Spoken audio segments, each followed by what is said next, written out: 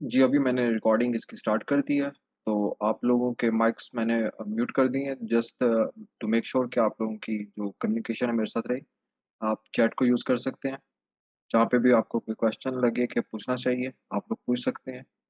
आज का जो ये सेशन होगा, बेसिकली ये बेस कर रहा है इस चीज़ के ऊपर कि जो लोग सीएसएस करना चाहते हैं या फिर कर रहे होते हैं, जिन्होंने लाइक एक अटेम्प्ट दे दी है या उसके बाद उनको कुछ रियलाइज़ हो रहा है कि यार I made some bad decisions. तो जो गाइडेंस वाला एलिमेंट है, वो सारा इसके अंदर कवर होगा कि आपको अगर बेसिक गाइडलाइन चाहिए, तो वो सारी चीज़ें यहाँ पे प्रोवाइड हो जाएँगी। और दूसरा ये कि मुझसे अक्सर पूछा जाता है कि सर कुछ ऐसी टिप्स एंड ट्रिक्स बता दीजिए कि जिसकी वजह से हमारे जो सीएसएस के पास करने के चांसेज़ हैं, वो ज़्यादा हो जाएँ। तो ये आज की क्लास के अंदर ये सारी डिटेल्स हम डिस्कस करेंगे और इसके ऊपर बात करेंगे। जी, जी, बिल्कुल। मैं उन्हीं चीज़ों के ऊपर बात करूँगा और साथ में आपको बताऊँगा कि व्हाट आर द लाइक ज़रूरी चीज़ें क्या हैं, कौन-सी लाइक चीज़ें आपने प्रायोरिटी पे रखनी है, कौन-सी चीज़ें सेकेंडरी पे रखनी है और कहीं कौन-सी चीज़ों को छोड़ना है आप। तो इन सारी चीज़ों के ऊपर बात होगी और कंपल्सरीज़ के बारे में मैं डेफ़िनेटली उनके सोर्सेज़ वगैरह भी और जो उनकी प्रिपरेशन के टिप्स एंड ट्रिक्स हैं, वो भी बता दूँगा। ऑप्शनल्स के लिए वो अब एक बहुत ज़्यादा लाइक बड़ी डिबेट है, तो वो उसके अंदर मैं नहीं जाऊँगा डेफ़िनेटली। लेकिन उसको सिलेक्ट करने का ऑप्शनल का मेथड जो है, वो मैं आपको बता दूँगा कि आप लोग अपने लिए जो ऑप्शनल आपने सिलेक्ट करने हैं, वो कैसे करने हैं। उसके बाद आ जाती है यस नोट्स मेकिंग। मैं नोट्स मेकिंग के ऊपर भी बात करूँगा, जो आप लोगों ने पूछा हुआ है कि सर नोट्स मेकिंग कैसे करनी है? आई नो कि ये एक चॉक पॉइंट रहता है बच्चों के लिए, तो इसके लिए मैं बात करूँगा और उसके बाद अगर आप लोगों के कोई क्वेश्चन्स होंगे, तो वो हम उनको साथ-साथ लेते जाएँगे। ओके जी? तो आई वाज़ सेइंग कि कुछ चीज़ें हैं, जैसे कि फॉर एग्ज़ाम्पल ये मिथ्स हैं आपके पास और कुछ स्ट्रैटेजीज़ हैं। इन दोनों चीज़ों को हम बारी-बारी डिस्कस करेंगे कि ऐसे कौन-से मिथ्स हैं, जो कि मार्केट के अंदर मैं मार्केट ही बोलूँगा डेफ़िनिटली इसको क्योंकि इन्होंने एक बिज़नेस का व्यापार का, कारोबार का ज़रिया बना दिया हुआ है कि स्टूडेंट्स आए हमारे पास and they just did this and that फलाना-फलाना और वो बाकी सारी फ़र्क-फ़र्क किस्म की चीज़ें बता के और बच्चों को कन्फ्यूज़ करते हैं, ठीक? तो डेफ़िनेटली और उन जो मिथ्स को डिबंक करेंगे बारी-बारी कि कौन से ऐसे मिथ्स हैं जिनको आपने अवॉइड करना है ताकि आपको कोई जब मशवरा दे, तो आप ज़रूर सुनें सबकी ज़रूर किसी की भी बात को हो आप इग्नोर नहीं करें, सबकी सुनें। लेकिन उस चीज़ को अपने पल्ले बाँधें, जो आपको लगता है कि ठीक है, तो उसका क्राइटेरिया सेट करने का मैं आपको आज एक स्टैंडर्ड बता दूँगा इंशाल्लाह से। तो आप लोगों के जो भी डिसीजंस होंगे, जो भी स्ट्रैटेजीज़ आप फॉलो करेंगे, तो वो आपको आउटपुट ज़रूर देगी। ठीक है? अभी वीडियो के स्टार्ट के अंदर लाइक क्लास के स्टार्ट के अंदर मैं सब कुछ नहीं बता सकता कि लाइक स्ट्रैटेजीज़ कौन-सी फॉलो करनी है डेफिनिटली। मैं एक जो स्ट्रैटेजी है अपनी, वो मैं आपको ज़रूर बता दूँगा।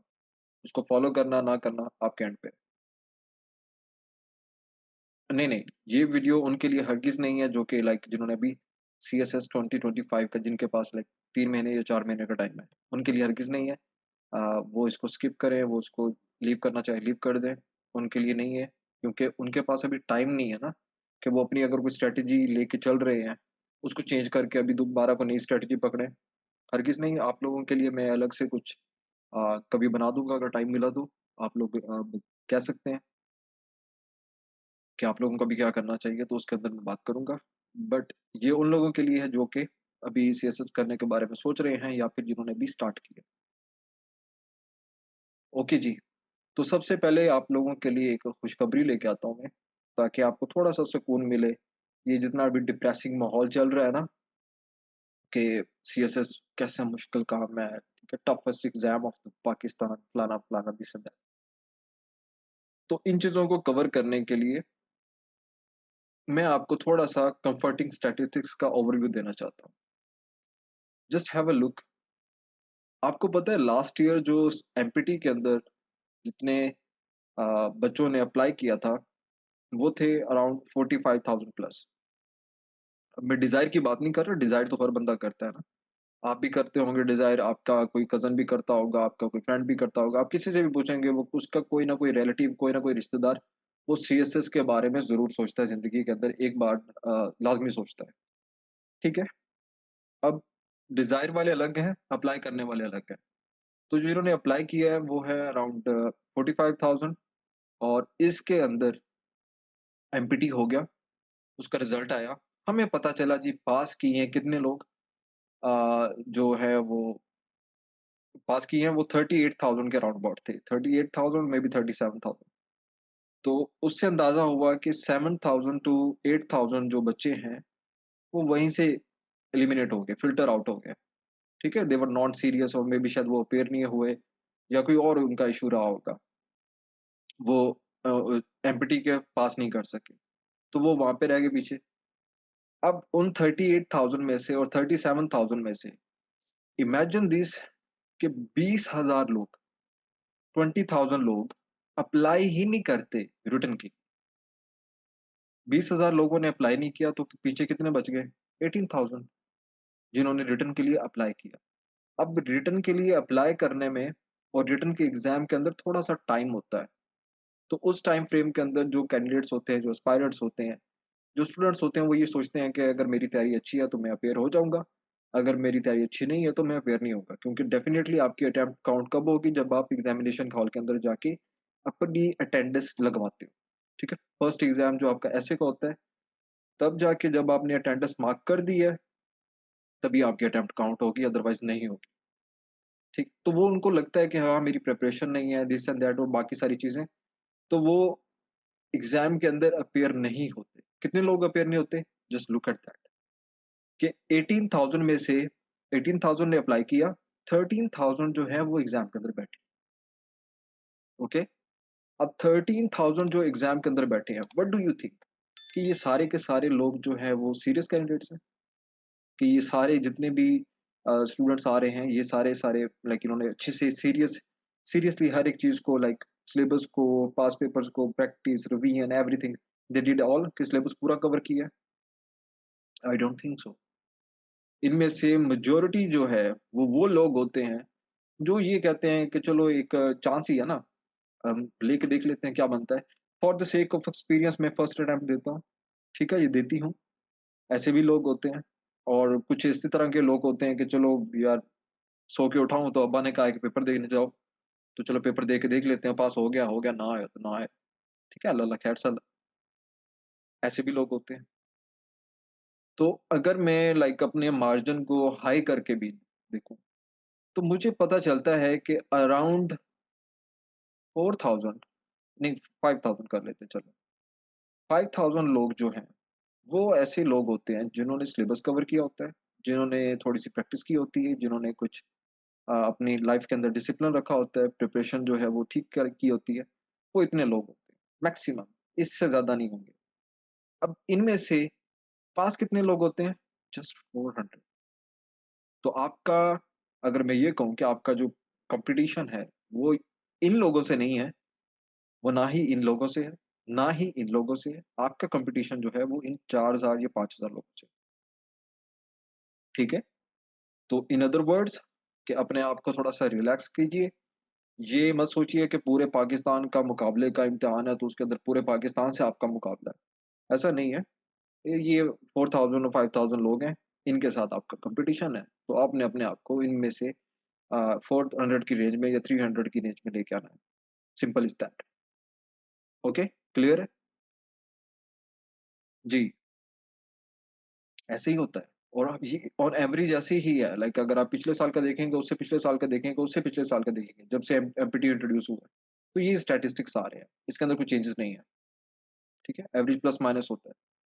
अच्छा, अब दूसरी चीज़ बहुत इम्पोर्टेंट है कि ऐसे कौन से एसेंशियल स्किल्स हैं कि जिनको अगर मैं सीख लूँ या जिनको मैं मास्टर कर लूँ, तो मेरा सीएसएस पास होने के चांसेस जो हैं वो बहुत ज़्यादा हो जाएँ, ठीक है?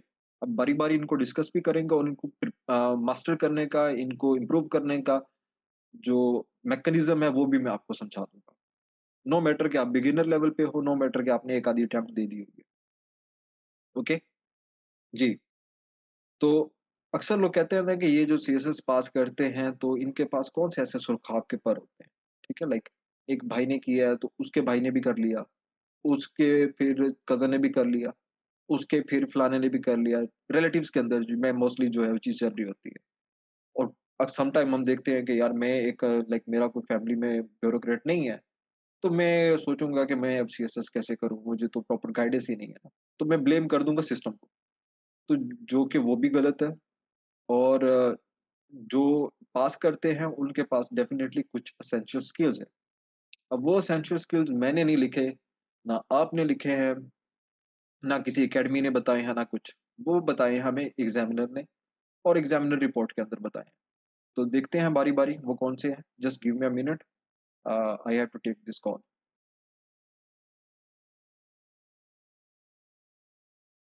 जी, तो वो एसेंशियल स्किल्स जो हैं, अब बारी-बारी उनको देखते हैं हम। नंबर 1 पे है आपके पास English language, simple is that. अगर जिस बंदे या बंदी की इंग्लिश अच्छी है, उसके ऊपर कमांड अच्छी है, तो उसके सीएसएस के पास करने के चांसेस बहुत सारे। लेकिन अगर किसी के इंग्लिश लैंग्वेज के अंदर प्रॉब्लम है, लाइक ग्रामर का इश्यू है, सेंटेंस स्ट्रक्चर का इश्यू है, पंक्चुएशन का इश्यू है या वोकैब का इश्यू है, तो चांसेस जो है वो बहुत कम है। हैं चांसेस ज़रूर लेकिन बहुत कम है। ठीक है? सम टाइम आपके तुक्का भी लग जाता है, लक भी काम कर जाती है कि आपका उस वक़्त एट दैट टाइम जब आप एग्ज़ाम कर रहे होते हो, तो तब आपका जो मिस्टेक्स हैं वो ज़्यादा नहीं हो रही होती। वो ख़ैर अलग बात है, लक के फैक्टर को मैं काउंट नहीं करता। यहाँ पे अपना देखते हैं कि क्या सीन है। अब इंग्लिश लैंग्वेज के अंदर क्या चीज़ चाहिए होती है? इंग्लिश लैंग्वेज के अंदर बेसिकली आपके कम्युनिकेशन स्किल्स स्ट्रॉन्ग होने चाहिए। अब कम्युनिकेशन का क्या मतलब है? मैं अभी एक्सप्लेन करता हूँ। फॉर एग्ज़ाम्पल मैंने कुछ लिखना है, तो मैं पहले अपने माइंड के अंदर कुछ सोचूँगा ना, तो जो मैं सोच रहा हूँ, क्या वो एज़ इट इज़ पेपर के ऊपर आ रहा है या उसके अंदर कुछ प्लस माइनस हो रहा है, ठीक है? एक बात, दूसरा सिनेरियो क्या होता है एग्ज़ामिनर है। अब एग्ज़ामिनर ने आपको तो नहीं देखना ना, वो कहीं आपसे मीटिंग नहीं करेगा कि हाँ जी बताइए, आपने अपने जो पेपर लिखा है इसके अंदर क्या-क्या लिखा है? He will never do it और she will never do it. आपको क्या करना पड़ेगा कि आपको अपनी जो कम्युनिकेशन है, जो कि आपके पेपर के थ्रू हो रही है एग्ज़ामिनर के साथ, आपने उसको एज़ इट इज़ लिखना है जैसे आप सोच रहे हो और उसको वो वैसा ही समझना चाहिए जैसे आप सोच रहे हो। आपके सोचने में और उसके समझने में तज़ाद अगर आएगा ना, तो वो वहाँ पे प्रॉब्लम आएगी, ठीक है? वो on the basis of tenses भी हो सकता है कि कोई चीज़ अगर पास्ट में कहनी थी तो आप प्रेज़ेंट में कह रहे हो, फ़र्क आ गया ना? तो इसी तरह से ग्रामर के लिहाज से भी होता है, सेंटेंस स्ट्रक्चर के भी लिहाज से होता है, बहुत सारी चीज़ें हैं, ओके? तो English language is your top priority, इसके ऊपर कोई कॉम्प्रोमाइज़ नहीं कीजिएगा। मैं जुनैद में आता हूँ, इसके ऊपर मैं आपको बताऊँगा कि ये आपने कैसे इंक्रीज़ करना है या कौन-सी किताब से करना है, ठीक है? I know most of you are curious enough कि आप पूछ रहे हो कि किताबें कौन-सी हैं। अ, आप लोग इस प्रोसेस के अंदर आइए, इस जर्नी के अंदर आइए। किताबों से ना आपको और बहुत ज़्यादा लगाव हो जाएगा। जी। अच्छा जी, सेकंड जो है वो हमारे पास है कॉम्प्रिहेंशन। कॉम्प्रिहेंशन का क्या मतलब है? अगर आप एग्ज़ामिनर रिपोर्ट देखोगे ना जो भी उसने पब्लिश की हुई है, मैं आप लोगों को ग्रुप के अंदर भी सेंड कर दूँगा। If you can not find it in the group तो मेबी हम इसको इन फ्यूचर यूट्यूब के ऊपर अपलोड करें। तो आप लोग वहाँ पे इसकी डिस्क्रिप्शन में जाके देख सकेंगे कि वहाँ पे कुछ एग्ज़ामिनर रिपोर्ट्स हमने अपलोड की हैं, otherwise you can just go to the FPSC और वहाँ पे एग्ज़ामिनर रिपोर्ट पड़ी हुई है। एग्ज़ामिनर रिपोर्ट में बताया जाता है हमें कि अक्सर मैं बच्चों से क्वेश्चन कुछ पूछता हूँ और मुझे जवाब कुछ और लिख के दे रहे होते हैं। फॉर एग्ज़ाम्पल अगर उसने पूछा है कि सर सैयद की रिफ़ॉर्म्स के बारे में मुझे बताओ, तो एक कैंडिडेट क्या करेगा, एक जो आम स्टूडेंट है वो क्या करेगा कि वो बताएगा क्या सर सैयद पैदा कहाँ पे हुए, सर सैयद मरे कब, सर सैयद के जो वालिद साहब थे वो क्या करते थे, उनका हिस्टोरिकल बैकग्राउंड क्या था, उनका शजरा नसब क्या था, ठीक है? उन्होंने तालीम कहाँ से हासिल की, फिर उन्होंने कहाँ पे क्या किया, फिर क्या किया, वो सारी चीज़ें बता के आ जाएगा। और डेफ़िनेटली रिफ़ॉर्म्स के बारे में भी बताएगा कि सर सैयद की ये रिफ़ॉर्म्स थी, फलानी, फलानी, फलानी, फलानी, फलानी एंड उसके बाद कंक्लूजन लिख के अल्लाह अल्लाह खैर सल्ला। तो बिलीव यू मी आपके साथ-साथ 10,000 लोगों ने ये और काम किया होता है। उन्होंने भी ऐसे ही अटेम्प्ट किया होता है, ठीक है? तो कॉम्प्रिहेंशन का मतलब ये है कि यू हैव टू अंडरस्टैंड कि what the examiner is demanding in that particular question. वो जो एग्ज़ामिनर डिमांड कर रहा है ना, उसको आपने अंडरस्टैंड करना है। ठीक है? जो उसने अगर पूछा है कि मुझे रिफॉर्म्स के बारे में बताओ, तो just start your answer with an introduction, जो कि उसके अंदर ब्रीफली आप सर सैयद का कर सकते हो, अगर उसका लाइक आपने वो हिस्टोरिकल बैकग्राउंड या उसके फैमिली के बारे में या उसके बारे में बताना है, तो एक हेडिंग काफ़ी होगी। और उसके बाद आप आ जाओ कि रिफॉर्म्स ज़रूरी क्यों थी? कौन-कौन सी रिफॉर्म्स की हैं? और उसके बाद नेक्स्ट जो है आप चले जाएँगे कि उन रिफॉर्म्स की वजह से क्या फ़र्क पड़ा सोसाइटी के ऊपर? That is your critical thinking skill. You do it like this, okay? ये एक एग्ज़ाम्पल होगी। दूसरी चीज़ ये है कि कॉम्प्रिहेंशन का मतलब ये होता है कि whenever you are reading a piece of writing, चाहे वो आप न्यूज़पेपर की फ़ॉर्म में पढ़ रहे हो, चाहे आप मैगज़ीन की फ़ॉर्म में पढ़ रहे हो, या चाहे आप किसी यू नो कोई भी आर्टिकल वगैरह रिसर्च आर्टिकल पढ़ रहे हो। अब उसको जैसे-जैसे आप पढ़ रहे हो, तो उससे आप क्या कॉम्प्रिहेंड कर रहे हो, ठीक है? जो कहते हैं ना कि अ, जो पीछे की बात है, ठीक है? वो आप कैसे समझ रहे हो कि वो कहना क्या चाह रहा हो, तो उसका बैकग्राउंड क्या होता है, वो सारी चीज़ें। लाइक एक out of the box thinking जिसे हम कहते हैं, कि आपने वो करनी होती है। फॉर एग्ज़ाम्पल आपने कल एक डॉन खोला, वहाँ पे कोई ओपिनियन था, आपने उसको पढ़ा, आपको पता चला कि यहाँ पे वो सीपैक की बात कर रहा है। तो सीपैक के वो उसके पर्टिकुलर आर्टिकल के अंदर या ओपिनियन के अंदर क्या था कि वो बताया जा रहा है कि सीपैक के क्या-क्या फ़ायदे हैं पाकिस्तान के लिए, ठीक है? तो वो आपने पढ़ लिया। अब यहाँ पे आपकी कम्प्रीहेंशन की गेम होगी। एक ये बच्चा होगा कि जिसने वो पढ़ा है, उसमें पॉइंट नोट किया और अल्लाह अल्लाह खैर सल्ला, आगे चलो। एक बच्चा होगा जिसने क्या काम किया है, उसने जब ये देखा ना कि अच्छा पाकिस्तान के लिए क्या-क्या सीपैक के फ़ायदे हैं, तो उसके माइंड के अंदर एक और क्वेश्चन आएगा। अच्छा, ये पाकिस्तान के लिए अगर फ़ायदे हैं, तो क्या इंडिया के लिए भी कोई फ़ायदे हैं या नुकसानात हैं? अब जब ये क्वेश्चन आया, तो डेफ़िनेटली वो क्या करेगा कि वो उसके ऊपर रिसर्च करेगा। वो गूगल पे जाएगा, वो कोई आर्टिकल पढ़ेगा कि इंडिया के लिए क्या है। जैसे उसने वो कवर कर लिया, उसके बाद एक और चीज़ निकलेगी। अच्छा, अगर इंडिया हो गया तो ईरान के लिए क्या है? अफ़गानिस्तान के लिए क्या है? ठीक है? और अमेरिका को क्यों इससे प्रॉब्लम है या किसी और कंट्री को उससे क्यों प्रॉब्लम है? तो ये आपकी क्या चीज़ें निकल रही हैं, ये उसकी पॉसिबल डायमेंशंस निकल रही हैं। ठीक है? तो आपने एक अपनी कम्प्रीहेंशन स्किल्स को इम्प्रूव करना है कि whenever you are reading something, तो जस्ट मेक श्योर कि यार उसको अच्छे से कर लो, कवर करो। ठीक है? 2 बातें होगी। जी, मैं बताऊँगा कि आपने इसको इम्प्रूव कैसे करना है। I am just giving you an example कि आपने कम्प्रीहेंशन का मतलब क्या है यहाँ पे मैं कहना क्या चाहता हूँ। जी, बिल्कुल। नहीं, उस पे मैं बात करूँगा। अभी आप लोग सब लोग आई गेस यूनिवर्सिटीज़ वगैरह से पढ़ के आ चुके हो and you people are mature enough to understand this कि डिसिप्लिन का क्या मतलब होता है। ठीक है? डिसिप्लिन का मतलब है कि भई ये नहीं है कि मोटिवेशन एक दिन हाई है और अगले दिन सुस्त है और उससे अगले दिन और भी कम है। फिर किसी दिन आप बैठे हो, आपने कोई सीज़न देखा एस्पायरेट्स नाम का और आपकी मोटिवेशन फिर बढ़ गई और आपने अगले दिन सारा पढ़ा, उससे अगले दिन फिर आप बेड पे लेटे हुए हो। ये काम नहीं चलेगा यहाँ, ठीक है? अब डिसिप्लिन कैसे करना होगा, वो भी मैं सारी बात बताऊँगा। उसके अंदर कुछ मिथ्स भी हैं जो कि मुझे क्लियर करने की ज़रूरत है बिकॉज़ आई एम सीइंग कि आप लोगों को क्वेश्चन आ रहे हैं कि सर कितने घंटे पढ़ना चाहिए, ठीक है? तो वो वहाँ पे बात होगी। अच्छा जी, प्रैक्टिस की बात आ रही है। अ, मेरे मुताबिक या जो भी सीएसएस पास कर गए हैं, आप अगर उनमें से किसी से पूछेंगे या किसी एक ऑनेस्ट इंसान से पूछेंगे, तो वो ये कहेगा कि बहुत सारे नॉलेजेबल एस्पायरेंट्स होते हैं। उनके पास बेतहाशा नॉलेज होता है। किसी मुद्दे पे बात करो, वो आपको 4-5 आर्गुमेंट्स फटक से रखे। ये देखो, ये मैं इसके ऊपर ये आप कहोगे कि यार क्या नॉलेज है। लेकिन एग्ज़ाम होता है, रिज़ल्ट आता है, पता चलता है वो पास नहीं कर पाते। उसकी जो बेसिक वजह है ना, वो ये है कि वो प्रैक्टिस नहीं करते, ठीक है? या इनडायरेक्टली अगर मैं कहूँ थोड़ा-सा रूड वे के अंदर, तो वो इंटरव्यू की प्रिपरेशन कर रहे होते हैं, रिटन की नहीं कर रहे होते, ठीक है?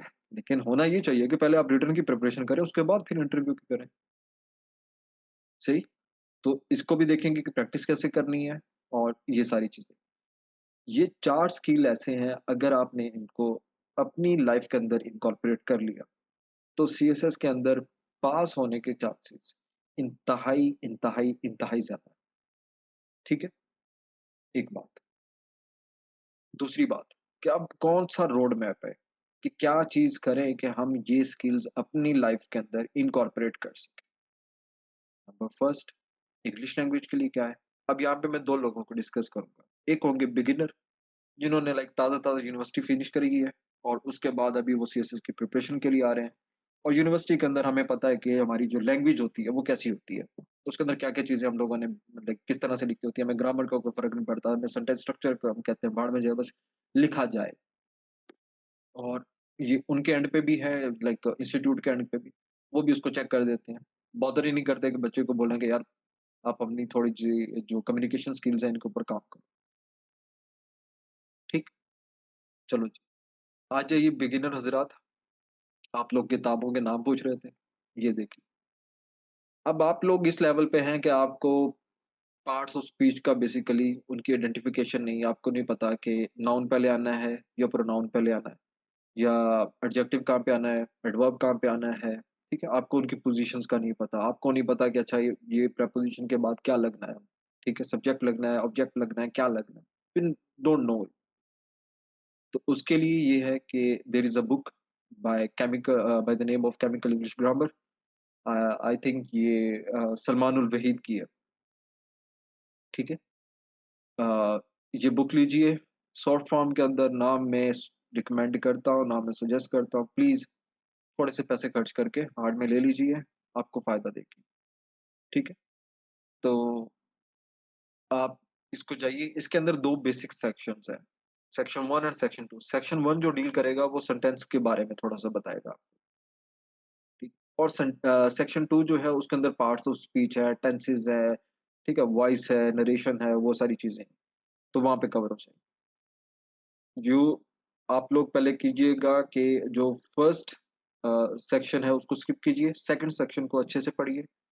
जब आप उनके रूल्स, उनकी एग्ज़ाम्पल्स को अच्छी तरह से मेमोराइज़, क्रैम या मेबी उनके कांसेप्ट ले चुके, तो फिर क्या होगा कि जी, मैं इसी चीज़ के ऊपर बात कर रहा हूँ। This is important. एकेडमिक की मैं बात करूँगा यहाँ पे। अब वोकैब्युलरी के नाम पे आपको लगा दिया जाता है वो उस ट्रक की बत्ती के पीछे जिसका नाम है सिनोनिम एंटोनिम। सिनोनिम एंटोनिम का आपकी कम्युनिकेशन के साथ कोई तल्लुक वास्ता नहीं है। मैं सीधी-सीधी बात करूँगा। सिनोनिम एंटोनिम का आपके कम्युनिकेशन स्किल्स के साथ कोई तल्लुक वास्ता नहीं है।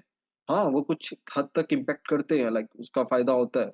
बट इतना नहीं होता कि आप सारी सीएसएस के जर्नी के थ्रू लाइक डॉन के वो जैसे आजकल व्हाट्सएप के अंदर आ रहे हैं, वर्ड लिखा हुआ साथ में उर्दू का मीनिंग है और फलाना, फलाना, फलाना, फलाना, दिस एंड दैट। नहीं आपने करना इस झंझट में पड़ना।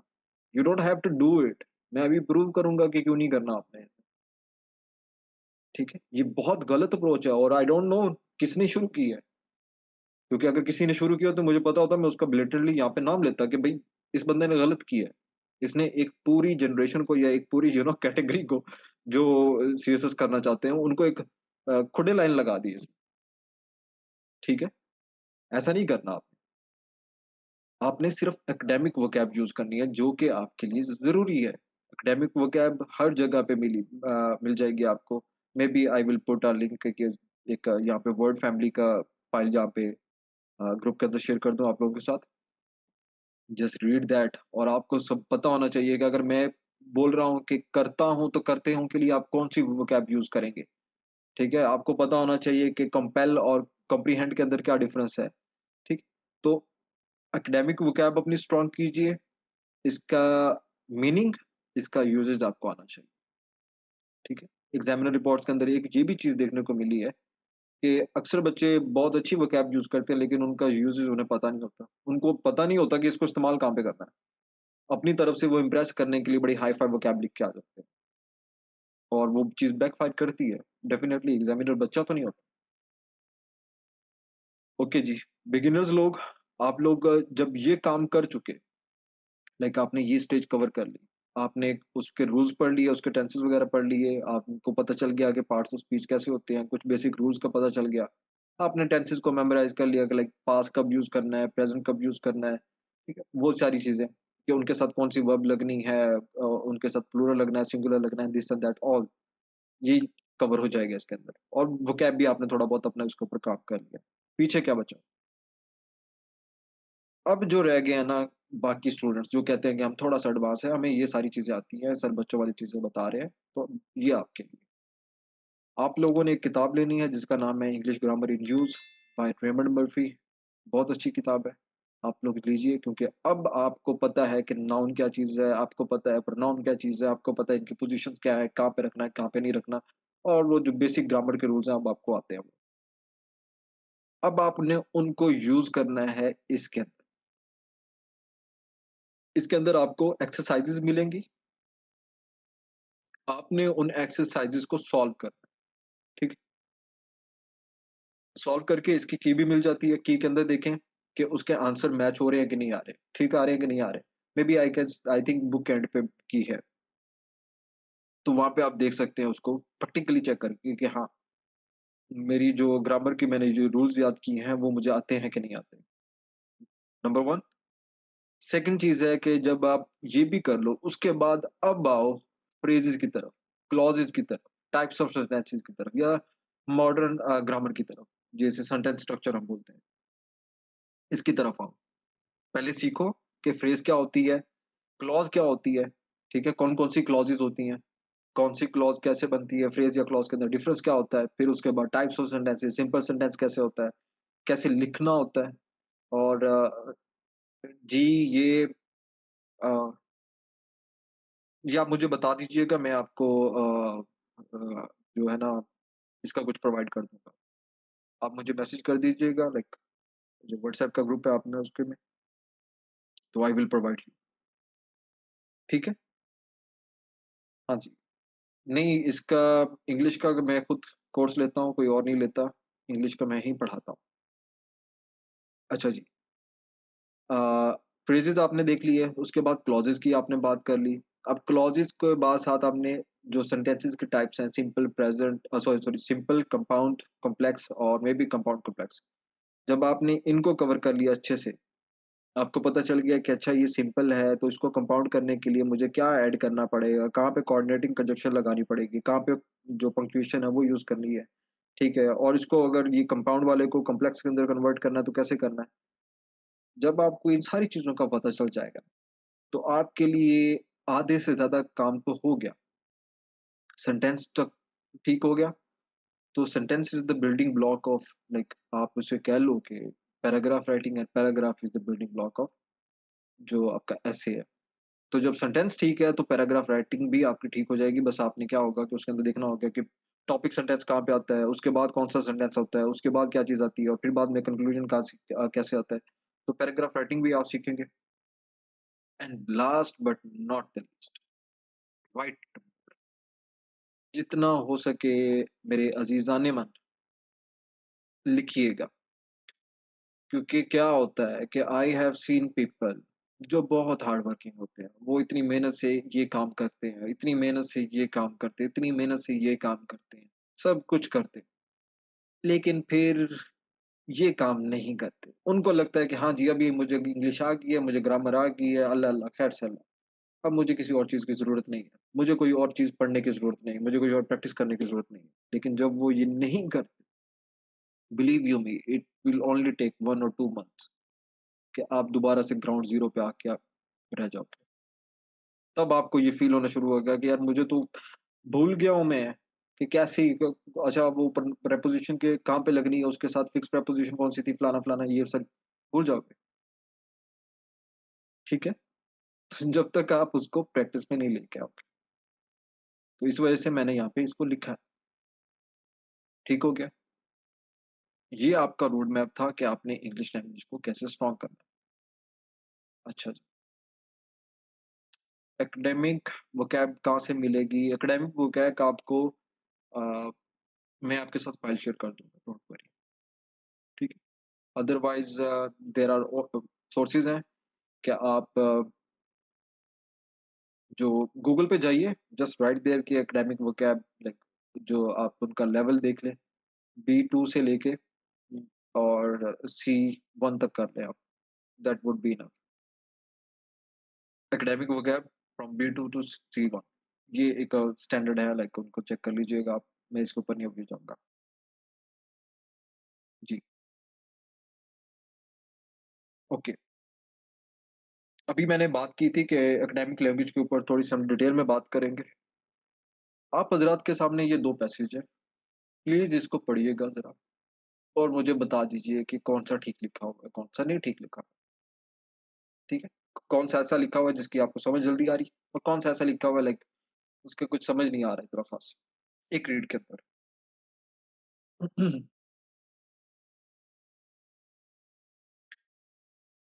इमरान प्लीज़ इसको पहले पढ़ लीजिए आप, ठीक है? उसके बाद डिसाइड कीजिएगा, कौन-सी जल्दी है आपको? किसी को वक़्त दिया हुआ है? ठीक है, ओके, ओके, गॉट इट। चलो जी, हम भी देखते हैं कि क्या सीन है।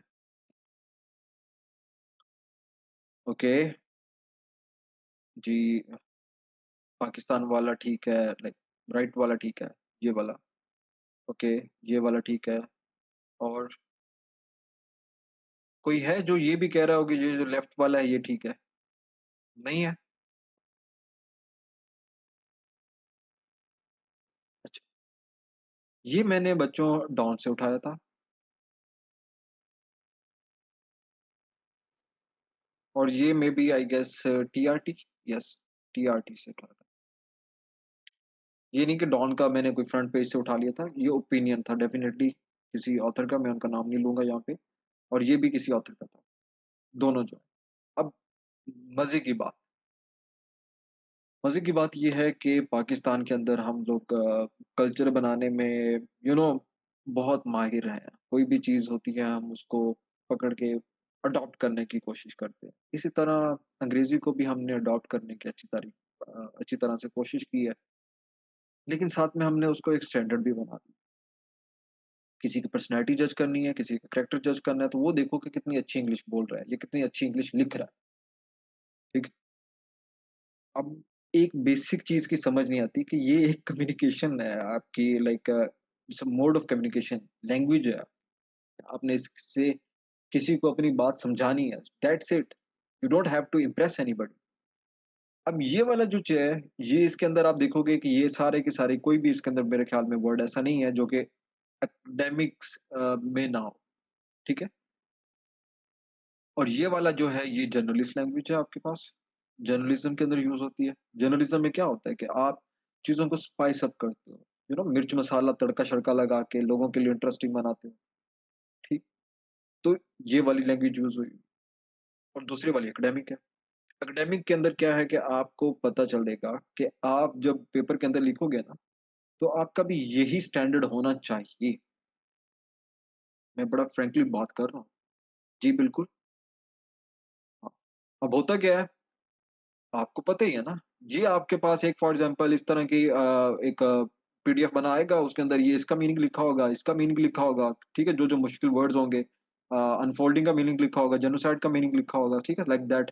और maybe sometime I have like seen people कि वो ये करते हैं कि जब मैं उनको कहता हूँ ना कि मुझे एक पैराग्राफ लिख के दिखाइए या कुछ इस तरह का, तो वो क्या अपना एक सादा-सा लिखेंगे, एकेडमिक लैंग्वेज के अंदर लिखेंगे और उसको फ्लावरी करने के लिए चैट जीपीटी के साथ या मेबी किसी और सॉफ्टवेयर से या मेबी किसी और टूल वगैरह से उसका सिनोनिम चेंज करना शुरू कर देंगे। अब सिनोनिम चेंज करने से क्या होगा कि डेफिनिटली हर एक वर्ड का अपना एक अलग मीनिंग है। हर एक वर्ड का अपना एक अलग मीनिंग है। कोई भी वर्ड एक वर्ड के साथ 100% सिमिलर नहीं हो सकता। अगर होगा तो वो दूसरे वर्ड की ज़रूरत क्या है? ठीक है? तो ये सारी चीज़ों को मद्देनज़र रखते हुए प्लीज़ आई वुड रिक्वेस्ट कि आप अपनी जो लिमिटेशंस हैं, आप इस झंझट में मत पड़िएगा। अपने आप को मज़ीद इस दलदल में ना फँसाइएगा। अगर आप हैं तो प्लीज़ इससे निकल आएँ। मैं आपको बताऊँगा कि आपने डॉन कब रीड करना है और आपने जो अदर सोर्सेज़ हैं कैसे रीड करने हैं। अगर आप इंग्लिश इम्प्रूव करने के लिए पढ़ना चाह रहे हैं, तो तब आप फॉरेन ऑथर्स को पढ़िए, ठीक है? क्योंकि उनको ये शौकिया व वगैरह मारने का शौक नहीं होता। जी, बिल्कुल, मैं इसको शौक ही कहूँगा, ऐसे ही है। अब देखो ना, एक शख्स है, वो गरीब है, उसको एकदम दौलत मिलती है, तो वो क्या करेगा? ये ले लो, वो ले लो, फलाना ले लो, ढमकाना ले लो, ये ले लो। और जो एक ऑलरेडी अमीर है, उसको इतना बॉदर नहीं होता कि मुझे क्या करना है, क्या नहीं करना। सही है? तो सेम ये सिनेरियो चल रहा है। अब जो फॉरेन ऑथर्स हैं, उनको पता है कि यार ये सिर्फ़ एक कम्युनिकेशन का मोड है, हमने इसको यूज़ करना है just for the sake of communicating our thought, कि लोगों तक पहुँच जाए। लेकिन यहाँ पे ये सिनेरियो नहीं। ओके? अच्छा जी। नेक्स्ट जो है हमारे पास, वो है कम्प्रीहेंशन। हाँ जी, अभी इसी पे आ गया हूँ। आप पूछ रहे थे ना कि कहाँ से पढ़ना है? मैं वही बता रहा हूँ। कॉम्प्रिहेंशन स्किल्स के लिए मैंने इसको क्रिटिकल थिंकिंग स्किल्स भी कहा है, या मे बी आप इसको क्रिएटिविटी कह लें, या आप इसको कह लें कि out of the box thinking कह लें, ठीक है? अपने आप को थोड़ा-सा डिस्टिंग्विश करने के लिए। तो इन स्किल्स को इम्प्रूव करने के लिए आपको ओपिनियन जानने होते हैं दूसरे लोगों के। बड़ा सिंपल है। आप मुझे बताइए, कोई ऐसा ओपिनियन है आप लोगों का जो कि आप जब से पैदा हुए तब से लेके आ रहे हैं? आपने ज़ाहिर-सी बात है, आपके जो ओपिनियंस हैं वो ओवर द टाइम डेवलप हुए हैं। पहले आप कुछ सोचते होंगे, अब कुछ और सोचते हैं, ठीक है? कल कुछ और सोचेंगे, कोई और अगर आपको कहीं लॉजिक नज़र आएगा तो आप उसको अडॉप्ट करोगे। ये इवॉल्व होती रहती है चीज़। अनटिल अनलेस आप जो मेंटली मैं अगर कहूँ कि थोड़ा-सा अनस्टेबल हैं तो, उसके अलावा क्या करेंगे आप? आप अपने ओपिनियंस को डेवलप करते ही जाएँगे, और ज़िंदगी के अंदर होना भी यही चाहिए कि आप दूसरों के पहले ओपिनियंस देखें, उसके बाद फिर अपना ओपिनियन बनाइए, ओके? अब ओपिनियन से क्या मुराद है मेरी, वो ज़रा देख लेते हैं। अब आपकी ज़िंदगी बेहतर करने के लिए तो डेफ़िनिटली ये चीज़ें हैं, लेकिन यहाँ पे बात सीएसएस के लिए हो रही है। तो जी, बिल्कुल, मैं सच बोल रहा हूँ। जी, अच्छा। अब आपके पास कुछ टॉपिक्स ऐसे होते हैं जो कि ग्लोबल टॉपिक्स होते हैं, लाइक क्लाइमेट हो गया, टेररिज़्म है, ठीक है? इस तरह के टॉपिक्स हैं। उनके लिए आप इंटरनेशनल और नेशनल दोनों सोर्सेज़ को कंसल्ट कर सकते हैं, ठीक है? जी, बिल्कुल। आप इनको कीजिएगा ज़रूर, ट्राई करके देखिए कि इंटरनेशनल और नेशनल सोर्सेज़ दोनों को। फॉर एग्ज़ाम्पल क्लाइमेट का अगर आपने पढ़ना है तो आप जो है अल जज़ीरा पे चले जाएँ, वहाँ पे देखें क्लाइमेट के रिलेटेड कोई आर्टिकल है, फॉरेन मैगज़ीन में देखें, ठीक है? फॉरेन अफेयर्स में या फॉरेन पॉलिसी के अंदर, या जो आपके पास जो रिपोर्ट्स आती होती हैं उनको देखें, ठीक? सोर्सेज़ मैं बाद में बताऊँगा, प्लीज़ अभी यहाँ पे रहें। तो उनको ज़रा पढ़िए आप ग्लोबल टॉपिक्स के लिए, और साथ में आप नेशनल भी देख लें कि अच्छा पाकिस्तान इसके अंदर क्लाइमेट के अंदर क्या-क्या कर रहा है, पाकिस्तान इसके अंदर क्या कंट्रीब्यूशन कर रहा है, पाकिस्तान के ऊपर क्या इम्पैक्ट आ रहा है, या दिस एंड दैट। तो नेशनल के लिए आप इनको कंसल्ट कीजिए, ओके? अब सेकंड जो पॉइंट है आपके पास, वो है कि जनाब डोमेस्टिक टॉपिक्स। अब डोमेस्टिक टॉपिक्स के लिए आपने हरगिज़ ये नहीं करना कि आप इंटरनेशनल सोर्सेज़ को पढ़ें, नहीं, बिल्कुल नहीं। क्योंकि वो उन्होंने अपने लिहाज से, अपने एनवायरनमेंट के लिहाज से, वो उनकी सिचुएशन रिपोर्ट अलग होगी, हमारी सिचुएशन रिपोर्ट अलग है। डोमेस्टिक टॉपिक्स के लिए, ठीक है, आपने नेशनल सोर्सेज़ को कंसल्ट करना। इसके अलावा कहीं और जाने की ज़रूरत नहीं है। क्लियर है बच्चों? जी, ओके। जी, पूछिए आप क्वेश्चन। आप लोगों को पूछने की ज़रूरत नहीं है कि sir may I ask question? पूछिए डायरेक्टली। हाँ जी, ठीक है।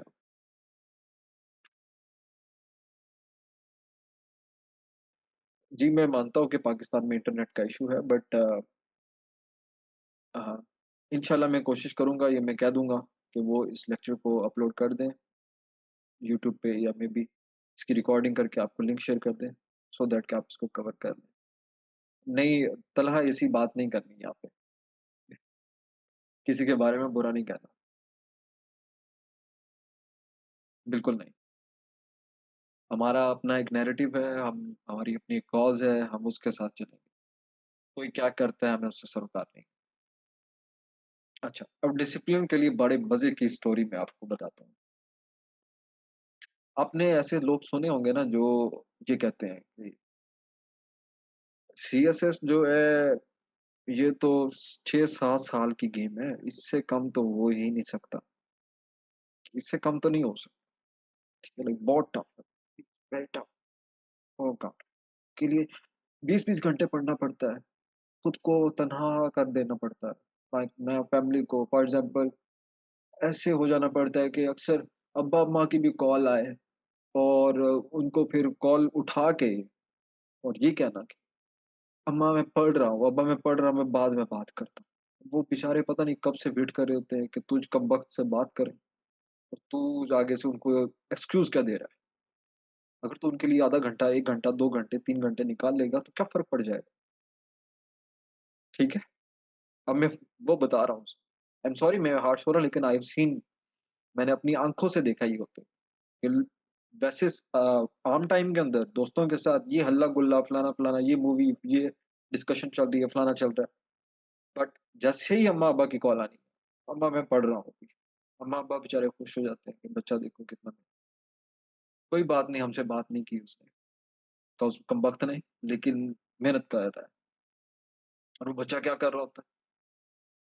तो ऐसे लोग आपको शायद आपने देखे भी हों और ऐसे लोग मैंने तो बहुत देखे, ठीक है? जी, वो ये आपको स्टोरी सुनाएँगे कि भई ये एक ऐसा नागा पर्वत से भी नेक्स्ट लेवल का पहाड़ है। इसकी स्लोप ऐसी है कि इसके ऊपर चढ़ा जा सकते ही नहीं है, ठीक है? तेरी तो शक्ल ही नहीं है ऐसे-ऐसे करने वाली। तेरा ये नहीं है, तेरा वो नहीं है, ठीक है? वो इस तरह के कमेंट्स करते हैं। कुछ ऐसे लोग होते हैं।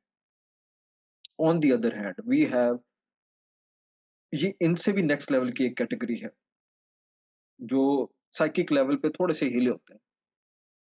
मैं तो सोया हुआ था रात को, मेरे अब्बाजी ने सुबह उठाया मुझे, उन्होंने कहा कि उठ बेटा 8 बज रहे हैं, तैयारी कर ले, आज तूने 9 बजे जाके सीएसएस का एग्ज़ाम देना। और मैंने ब्रश किए बगैर ही जाके पेपर दे दिया और पेपर देने के बाद मुझे पता चला कि जनाब मेरा पास हो गया है। हाँ, तो सीएसएस तो it's all about luck. Hmm, very well, okay. अब इसी कैटेगरी के अंदर कुछ और लोग भी होते हैं। सीएसएस तो 1 महीने के अंदर, 2 महीने के अंदर हो जाता है। अरे कमबख्तों ये तो बताओ कि जब तुम लोग मैट्रिक या एफएससी में थे या ओ लेवल्स में थे, तब से तुम्हारे अब्बा ने तुम्हें सीएसएस की गाइडेंस वगैरह प्रोवाइड करवा दी थी, तब से तुम्हें पढ़ने के लिए लगा दिया था, तब से तुम्हारा स्केड्यूल चल रहा है सीएसएस का। वो ये नहीं बताएँगे आपको।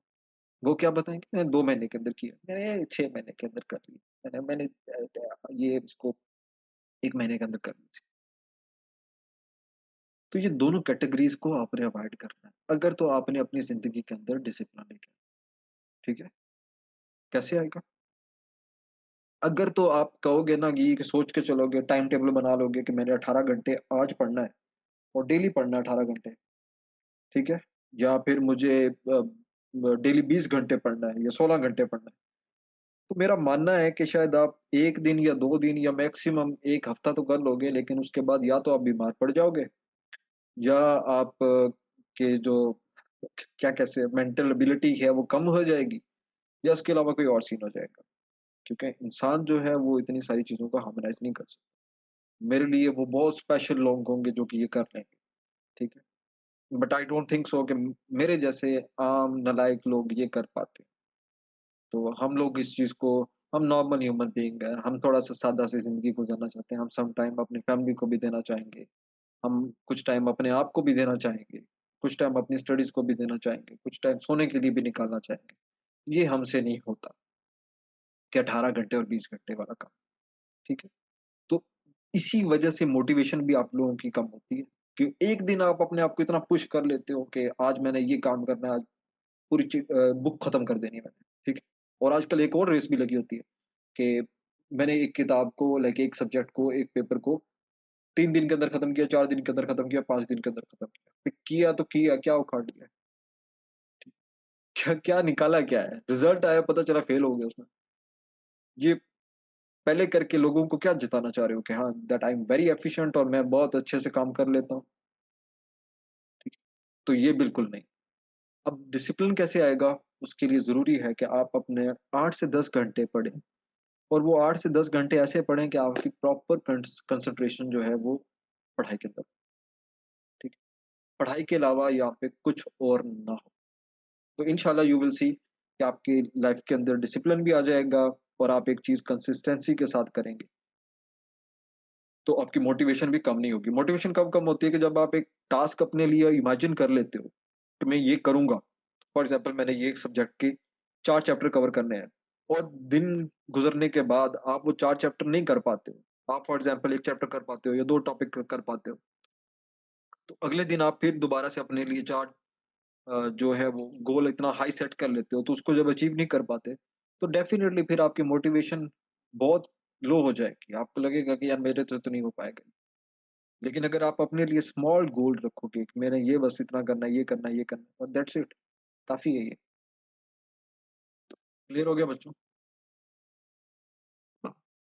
मेरी बातें सच ही लगी। क्योंकि मैंने ये खुद अपनी आँखों से लोगों को गुज़रते हुए इन चीज़ों से देखा है, ठीक है? हाँ, वन ऑफ माय फ्रेंड वो अभी यहाँ पे मीटिंग में है, वो देख रहा है इसको। हाँ, बिल्कुल ऐसे ही है। ठीक। हाँ जी, अब प्रैक्टिस जो है उसके लिए सिंपल सी बात है। पेपर में क्या आने हैं? क्वेश्चन्स। आपने क्या लिखने हैं? आंसर्स।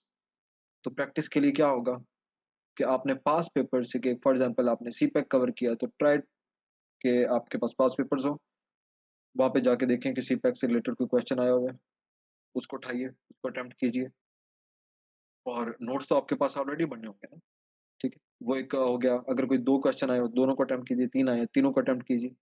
इस तरह से आप करते जाएँ, तो ये आपकी प्रैक्टिस भी होती रहेगी साथ में, आपकी प्रेज़ेंटेशन स्किल्स भी इम्प्रूव हो जाएँगी और वो सारी चीज़ें। अब वो उसके लिए कोई अलग वीडियो बना लेंगे, प्रेज़ेंटेशन के लिए वो आज के अंदर कवर नहीं होगी क्योंकि ऑलरेडी क्लास को स्टार्ट हुए हुए जो 56 मिनट्स हो चुके हैं, तो वो आज नहीं कवर होंगे, वो कल हो जाएँगे या मेबी सम अदर डे। अच्छा, उसके बाद क्या है कि अगर आपके पास फॉर एग्ज़ाम्पल इतना टाइम नहीं बचता डेली के स्केड्यूल के अंदर कि आप क्वेश्चन आंसर पूरा अटेम्प्ट ना कर पाओ, just go for the outline, उसकी आउटलाइन बना लो। आउटलाइन के अंदर क्या आएगा कि उसकी हेडिंग लिखो, ठीक है? मेबी इफ अगर उसकी सब हेडिंग्स हैं तो वो भी आप लिख लो और सब हेडिंग्स के अंदर कुछ रेफरेंस है तो वो भी आप लिख लो, ठीक है? बस इतना काफ़ी है, तो ये भी हो जाएगा। तो 2 तरीके बता दिए मैंने, एक मेरे जैसे नालायक लोगों के लिए और एक जो मेहनती हज़रात हैं, ठीक है? जो टॉपर कैटेगरी के लोग हैं, उन लोगों के लिए बता दिया कि आपने क्या करना है। क्लियर हो गया है? हाँ जी। बिल्कुल यही पर्पज़ है कि आप लोगों को कुछ फ़ायदा पहुँचाया जाए, ये ना हो कि आपका टाइम वेस्ट हो और आप यहाँ पे अजीब किस्म के आप कहो कि सर ये तो हर कोई बात करता है।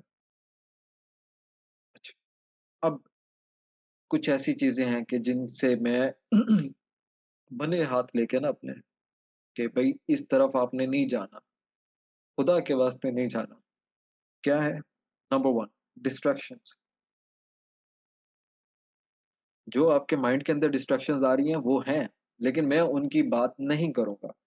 मैं बात करूँगा एकेडमिक डिस्ट्रैक्शंस की, ठीक है? हाँ जी, एकेडमिक डिस्ट्रैक्शंस क्या हैं? मैंने पूछा कि सर मैंने सीएसएस करना है, तो मैं क्या करूँ? मुझे बताया गया कि सीएसएस करने से पहले 150 या 30-40 किताबें पढ़नी पड़ती हैं। वो किताबें पढ़ोगे तो उसके बाद तुम्हारा सीएसएस करने का कुछ पता चलेगा, तुम कर सकोगे। मैं सोच में पड़ गया कि भई ये क्या? अब मैं कहाँ पे जाके वो किताबें 40-50 पढूँ और ख़ैर मैंने हिम्मत करके मार्केट चला जाता हूँ। मार्केट से मैं कुछ 50 तो किताबें नहीं, 20 भी किताबें नहीं, मैं कुछ 4-5 किताबें या 10 किताबें लेके आ जाता हूँ। और अगर मैं अपने लाइक जिस मेरा लेवल है, उसको भी देखूँ तो मैं एक किताब को कम से कम 10 या 15 दिनों के अंदर फिनिश करूँगा। तो आप इमेजिन कर सकते हैं कि उन 20 किताबों को या 30 किताबों को फिनिश करने में आपका कितना टाइम लगेगा। Number 1 distraction. Number 2 group studies, ठीक है? जी, मैं इसके ऊपर बताऊँगा कि ये बुक्स आपको क्यों नहीं पढ़नी चाहिए इतनी ज़्यादा। आपको सिलेबस कवर करना है, आपको एग्ज़ाम देना है, आपको फिलॉसफर नहीं बनना, ठीक है? मैं हमेशा एक बात कहता हूँ कि सीएसएस के लिए आपके पास हर चीज़ के बारे में थोड़ा बहुत नॉलेज होना ज़रूरी है, ना कि ये कि हर एक चीज़ के बारे में इतना अच्छा ज़्यादा ज़्यादा लाइक नॉलेज होना ज़रूरी है, ऐसा नहीं है। जी, ग्रुप स्टडीज़ की बात हो रही थी। ग्रुप स्टडीज़ में क्या होता है कि एक चैप्टर तुम कवर कर लो, एक मैं कवर कर लेता हूँ, एक तुम कर लो, ठीक है? और फिर हम आपस में नोट्स शेयर कर लेंगे। भाई ठीक है किसी हद तक ये काम करती है अप्रोच बट नहीं वो वाली ग्रुप स्टडी नहीं, जो आजकल ये जो फ़ेसबुक पे हो रहा है ना कि need partner specifically of male और फीमेल जेंडर इन इस्लामाबाद जी12 और जी10 वो वाली स्टडी नहीं, डिस्ट्रैक्शन नहीं। वो पता नहीं कौन से नेक्स्ट लेवल पे जा रही है चीज़।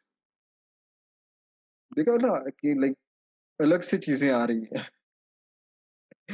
अच्छा, तो उसके अंदर क्या होता है कि लाइक अगर फॉर एग्ज़ाम्पल मैंने सीपैक कवर करना है, तो मैं सीपैक को जब कवर करूँगा तो मैं उसके नोट्स बनाऊँगा, तो मैं शायद बहुत अच्छे बना दूँ।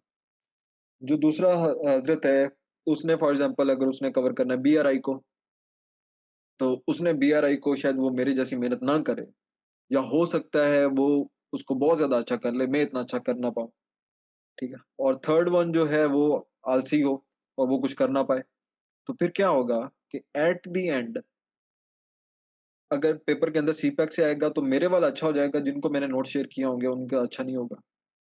क्योंकि उन्होंने इतना बॉदर ही नहीं किया होगा उसको पढ़ने का, उन्होंने उसके ऊपर रिसर्च नहीं की, उन्होंने देखा नहीं होगा चीज़ों को, उन्होंने अंडरस्टैंड नहीं किया होगा, उन्होंने कोई कम्प्रीहेंड नहीं किया, कोई क्रिटिकल एनालिसिस नहीं उसके ऊपर नहीं बनाया होगा, कुछ भी नहीं। उन्होंने बस क्या मेरे नोट्स एक दफ़ा पढ़े होंगे बस, अल्लाह ला खैर सर। तो ये आपको डाउट रहेगा, आपने अपना सिलेबस खुद प्रिपेयर करना है, पूरा का पूरा, एक बात होगी एंड थर्ड डिस्ट्रैक्शन जो है वो ये है कि जनाब आपके पास ये जो सिनेमेंटनम गेम है ना, ये चला दी जाती है। और डॉन गेम इसे बोलता हूँ एक्चुअली। इसके अंदर क्या है कि वो एडिटोरियल्स भी आ रहे हैं, ठीक है? सुबह, दोपहर, शाम भी मैंने ग्रुप के अंदर वो एनरोलमेंट भी ले ली, ये इधर से पीडीएफ आ रहा है, ये इधर से पीडीएफ आ रहा है, ये पीडीएफ आ रहा है और पीडीएफ के चक्कर में ही मैं पड़ा हुआ हूँ। अब मेरे पास वो इतने पीडीएफ्स हो गए हैं कि मेरे पास फुर्सत ही नहीं है कि मैं उनको डिलीट भी कर सकूँ, क्योंकि मुझे लगता है कि वो बहुत इंपॉर्टेंट है मेरे लिए और मैंने अभी उनको कभी पढ़ने की ज़हमत ही नहीं करी, ठीक है? और ये ऐसा ही होता है। तो प्लीज़ आप इन चीज़ों चक्करों में ना पड़िएगा। जो डिमांड है एग्ज़ामिनर की उसको फ़ॉलो कीजिए, जो इस पर्टिकुलर एग्ज़ाम की डिमांड है उसको फ़ॉलो कीजिए, इसके ट्रैक पे रहिए, अपनी मेहनत कीजिए, चाहे थोड़ी कीजिए लेकिन मेहनत कीजिए और वो आपको आउटपुट ज़रूर देगी। क्लियर हो गया? दूसरा है हमारे पास डॉन गेम से मिलता-जुलता ही पॉइंट है, वो मैं बता देता हूँ आपको, दैट इज़ सब स्टैंडर्ड। सब स्टैंडर्ड क्या है? सब स्टैंडर्ड ना टीचर्स की बात कर रहा हूँ, ना सब स्टैंडर्ड स्टूडेंट्स की बात कर रहा हूँ।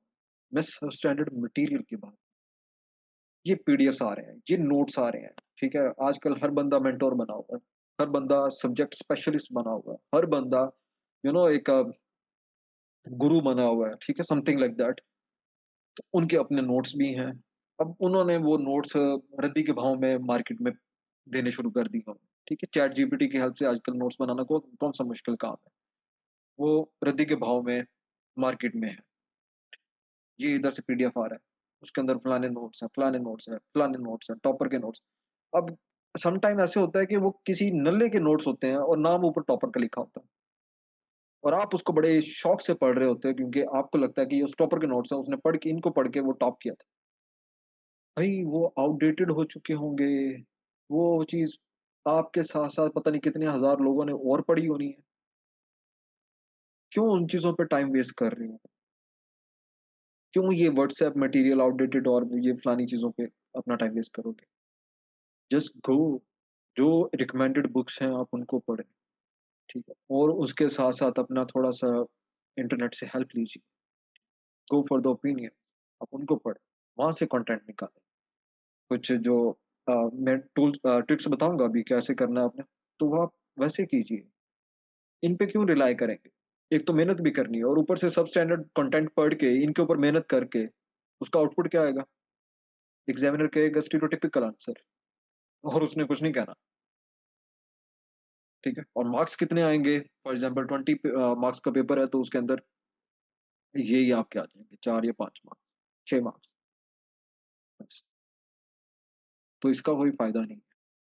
तो इस तरफ भी आपने हरगिज़ नहीं जाना। And last but not the least exactly notes making. हाँ, नोट्स मेकिंग जी अभी मैंने नोट्स मेकिंग सर कर ली है।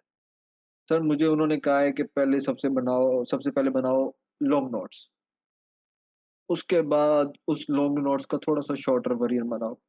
उस शॉर्टर वर्ज़न से फिर उसको मज़ीद शॉर्ट करो और फिर बाद में उसको वन पेजर के ऊपर कन्वर्ट करो। आपकी आधी ज़िंदगी तो इस चक्कर में निकल जाएगी, इस साइकिल्स में कि नोट्स बनाने हैं। ऐसा नहीं करना। मैं आपको बताऊँगा कि आपने नोट्स जब बनाने हैं तो उनके अंदर क्या-क्या चीज़ें होनी चाहिए, कैसे बनाने हैं, सो दैट कि आपका टाइम भी बचे, आपकी एफर्ट भी बचे, आपका पैसा भी बचे और सब चीज़ें ठीक हों। मैं सीरियसली बता रहा हूँ कि ये गाइड जो है जी बिल्कुल, जैसे अभी उन्होंने कहा है कि मैं ये दिल से दे रहा हूँ, ठीक है? और मैं ये चाहता हूँ कि चाहे वो एक अमीरज़ादा है, चाहे कोई आप में से लाइक गरीब है, जो कि ये जितनी भी आजकल ये मार्केट बना हुआ है, उसके अंदर हाई-फाई जो फ़ीस हैं, वो अफ़ोर्ड नहीं कर सकता। उसको एक ऐसी गाइड मिल जाए कि आराम सुकून से वो घर बैठ के तैयारी कर ले या किसी के पास उसने तैयारी करनी है तो वैसे कर ले, लेकिन वो अपने ट्रैक से डिट्रैक्ट ना हो। ओके जी? हाँ। हाँ जी, कंपल्सरी सब्जेक्ट्स के ऊपर आ जाते हैं अभी। कंपल्सरी सब्जेक्ट्स के अंदर मैं आपको 3 चीज़ें बता रहा हूँ मैं। एक तो ये कि आपके सोर्सेज़ कौन से आपने रखने हैं, कुछ टिप्स बता रहा हूँगा कि उसको कैसे प्रिपेयर करना है, कैसे नहीं करना। सर ऑप्शनल्स का भी बता दें नहीं ऑप्शनल्स का मैं नहीं बताऊँगा क्योंकि वो टाइम बहुत लगेगा और मुझे नहीं पता कि आपका ऑप्शनल कौन-सा है और किसी और का ऑप्शनल कौन-सा है, ठीक है? लेकिन हाँ, उसको एक प्रिपेयर करने का मैं एक मेथड ज़रूर बता दूँगा। एक रूल ऑफ थंब जो है ना वो क्लियर ज़रूर करवा दूँगा कि आपको उसके अंदर कोई कन्फ्यूजन किसी किस्म की ना आए। नंबर 1 सबसे पहले जिसके अंदर ये सिरात मुस्तकीम वाली वो जो ना जो पुलसिरात है, ये वो वाली है, ठीक है? ये ऐसे इसके ऊपर बहुत सारे लोग डगमगा जाते हैं। आपको मार्केट के अंदर इसके ऊपर बहुत सारी वीडियोज़, बहुत सारी थ्योरीज़, बहुत सारे स्ट्रैटेजीज़, ये करो, वो करो तभी ऐसे पास होगा, मैंने इतनी दफ़ा पास किया है, मैंने ये किया था, मैंने वो किया था, मैंने वो किया। मेरे जैसा बंदा कन्फ्यूज़ हो जाता है। पहली दफ़ा गया हूँ, सर ने कहा कि ये देखो एफपीएससी ने कहा है कि ऐसे को फिर लाइक आपने जब लिखना है तो यू हिट द बुल्स आई। मैं कहूँगा कि वाह! ये तो एफपीएससी ने कहा है तो मैं सीधा-सीधा उसको हिट द बुल्स आई करके आऊँगा। रिज़ल्ट आएगा पता चलेगा फेल हो। फिर सोचूँगा कि क्यों फेल हुआ था? सोच के मेबी जून-जुलाई के अंदर दोबारा सोच आए कि अच्छा सिलेबस खोल के तो देखो। अब सिलेबस खोलता हूँ तो एफपीएससी ने एसए के अंदर कोई बुक रिकमेंड की ही नहीं हुई, ठीक है? वो तो प्रेस के लिए उन्होंने रिकमेंड की हुई है। तो फिर समझ आता है कि भाई ये क्या हुआ है? और फिर जिन साहब से जिन खातून से मैंने वो सुना था तो मैं उनके लिए जिन अल्फाज़ में उनको याद कर रहा हूँगा वो बड़े डिफरेंट होंगे। ठीक है? जी, तो इसी वजह से ऐसे को बहुत लाइटली नहीं लेना इसको। इसको अच्छा खासा टाइम देना आपने। इसके अंदर मेन चीज़ जो है वो ये है कि अक्सर आपको कहा जाता है कि अच्छा सीएसएस करना है, पैराग्राफ लिख के दिखाओ। अच्छा जी सीएसएस करना है, आप इस तरह करो एक ऐसे लिख के दिखाओ, ठीक है? अब मुझे कख नहीं पता, मुझे नहीं पता डेमोक्रेसी क्या बला है, मुझे नहीं पता ये जो पॉपुलिज़्म होता है ये क्या है, मुझे नहीं पता जुडिशरी क्या है, मुझे नहीं पता लेजिस्लेशन क्या है, मुझे नहीं पता इवन क्लाइमेट क्या है, मुझे नहीं पता, ठीक है? जब मुझे नहीं पता, आप मुझसे कैसे एक्सपेक्ट करते हैं कि मैं ऐसे और वो भी ऐसे वाला ऐसे जिसके अंदर आप कहते हैं रेफरेंसेस नहीं है आपके इसके अंदर, ठीक है? क्योंकि आपको पता है कि एग्ज़ामिनर रिपोर्ट में क्या चीज़ें मेंशन होती हैं, कि स्टीरियोटाइपिकल आंसर, रटे-रटाए आंसर, ठीक है? वो चीज़ें कहाँ से आती हैं? ये टॉप 30s ऐसे ले लो, ये टॉप 5 ऐसे ले लो, ये ऐसे गेस बुक ले लो, ये फलानी बुक और अल्लाह का नाम लो यार। सीएसएस के लिए भी गेस्ट बुक आनी शुरू हो गई है। खुदा के वास्ते किसी साइट से तो छोड़ दो, ठीक है? सीएसएस के लिए गेस्ट बुक आ रही है। और माशाल्लाह से अभी जो ये सीएसएस का एग्ज़ाम होना है, 1-2 माह के अंदर आप देखोगे, ये मेरे गेस हैं जी, कि इस दफ़ा ऐसे ये आएगा, ये आएगा, ये आएगा। अल्लाह जानता है उनमें से शायद किसी एक का भी आता हो। आई एम सॉरी, मेरा थोड़ा-सा गला खराब हो रहा है। Just give me a minute.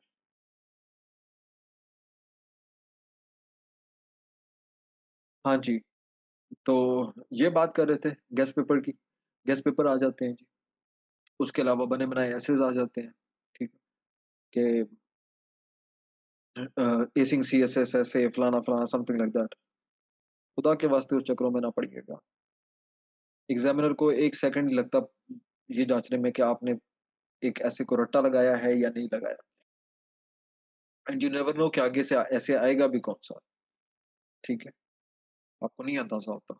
आप थीम्स प्रिपेयर कर सकते हो, आप टॉपिक्स प्रिपेयर कर सकते हो, लेकिन आप ये कभी भी नहीं कह सकते हो कि इसी टॉपिक के ऊपर एक ऐसे आ जाएगा।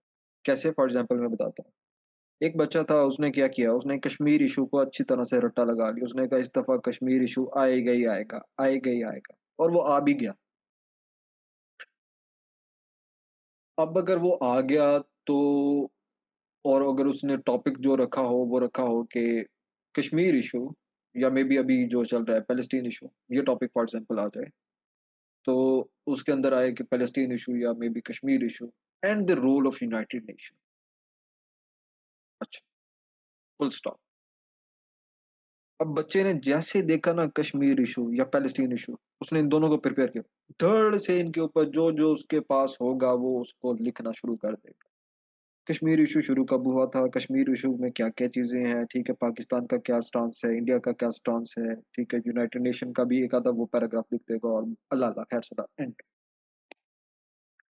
तो भई अल्लाह के बंदे, उसने तुझसे पूछा है कि बता, यूनाइटेड नेशन का क्या रोल है कश्मीर इश्यू के ऊपर? ठीक, कि यूनाइटेड नेशन कश्मीर इश्यू को कैसे देखता है?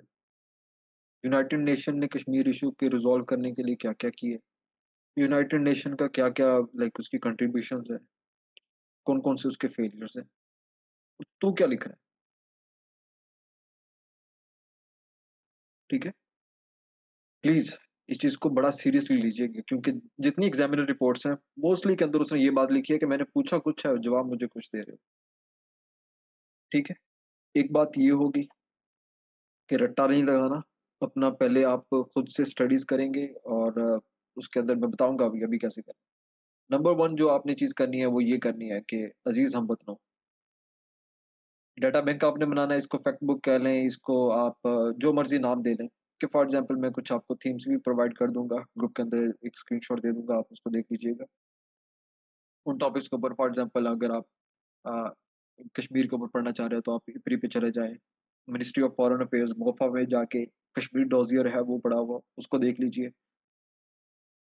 इसी तरह एक आईएसएसआई वेबसाइट है, एसआरआई है, स्ट्रैटेजिक रिसर्च इंस्टीट्यूट है, बीबीसी है, अल जज़ीरा है, डॉन है, ट्रिब्यून है, ग्लोबल रिपोर्ट्स आती हैं आपके पास। जैसे अभी मैंने मोफा की आपको बताई कश्मीर डॉसियर, आप उसको पढ़ लीजिए। वहाँ से आपको अच्छा खासा डाटा मिल जाएगा, ठीक है? इकोनॉमिक सर्वे ऑफ पाकिस्तान है, वहाँ से देख लीजिए, बहुत ज़्यादा डाटा है। आपने बस उसको क्या करना है कि एक लाइक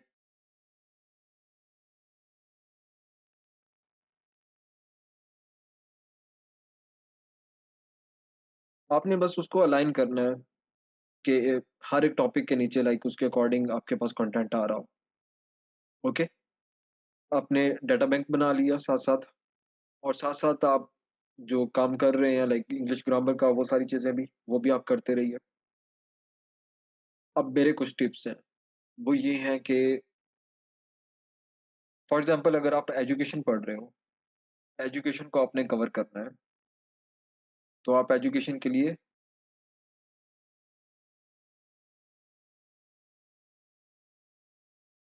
आई एम सॉरी जी।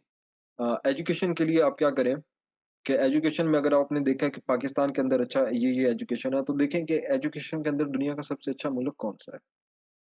आपके सामने एक नाम आएगा, ठीक है?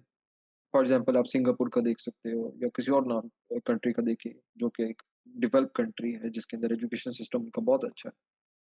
आप उनका देखोगे अच्छा उन्होंने अपनी एजुकेशन पॉलिसी के अंदर क्या-क्या चीज़ें की हुई हैं। Just do that, comparison studies को बोलते हैं, ठीक। अच्छा जी, दुनिया का सबसे खराब एजुकेशन सिस्टम कौन-सा है? ये फलानी कंट्री का खराब है।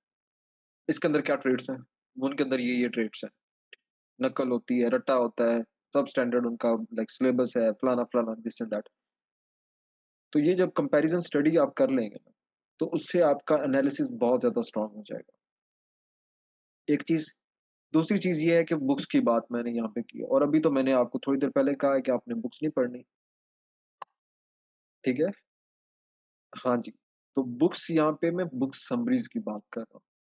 आपके पास ईज़िली अवेलेबल होती हैं। हमारे सोशल मीडिया जो एनसीसी का है, मेबी इंस्टा पे, फेसबुक पे या व्हाट्सएप ग्रुप के अंदर आप लोग वहाँ पे देख सकते हैं कि वहाँ पे डिफरेंट जो बुक्स हैं, उनकी समरीज़ प्रोवाइड की हुई हैं। क्या उनके जो बुक्स के टाइटल हैं, ऑथर्स हैं, उनके बारे में ऑथर्स के बारे में सब थोड़ा बहुत इन्फॉर्मेशन है। उसके बाद हर एक चैप्टर की अलग से पॉइंट्स बताएँगे कि इस चैप्टर के अंदर क्या बात हुई थी, इस चैप्टर के अंदर क्या बात हुई थी, इस चैप्टर के अंदर क्या बात हुई थी। मेन क्रक्स पॉइंट्स जो हैं, वो यही हैं और वही आपको चाहिए। ठीक।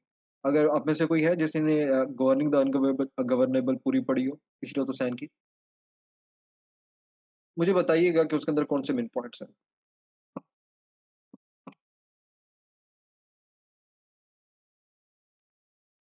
जी, आप नहीं बता पाएँगे।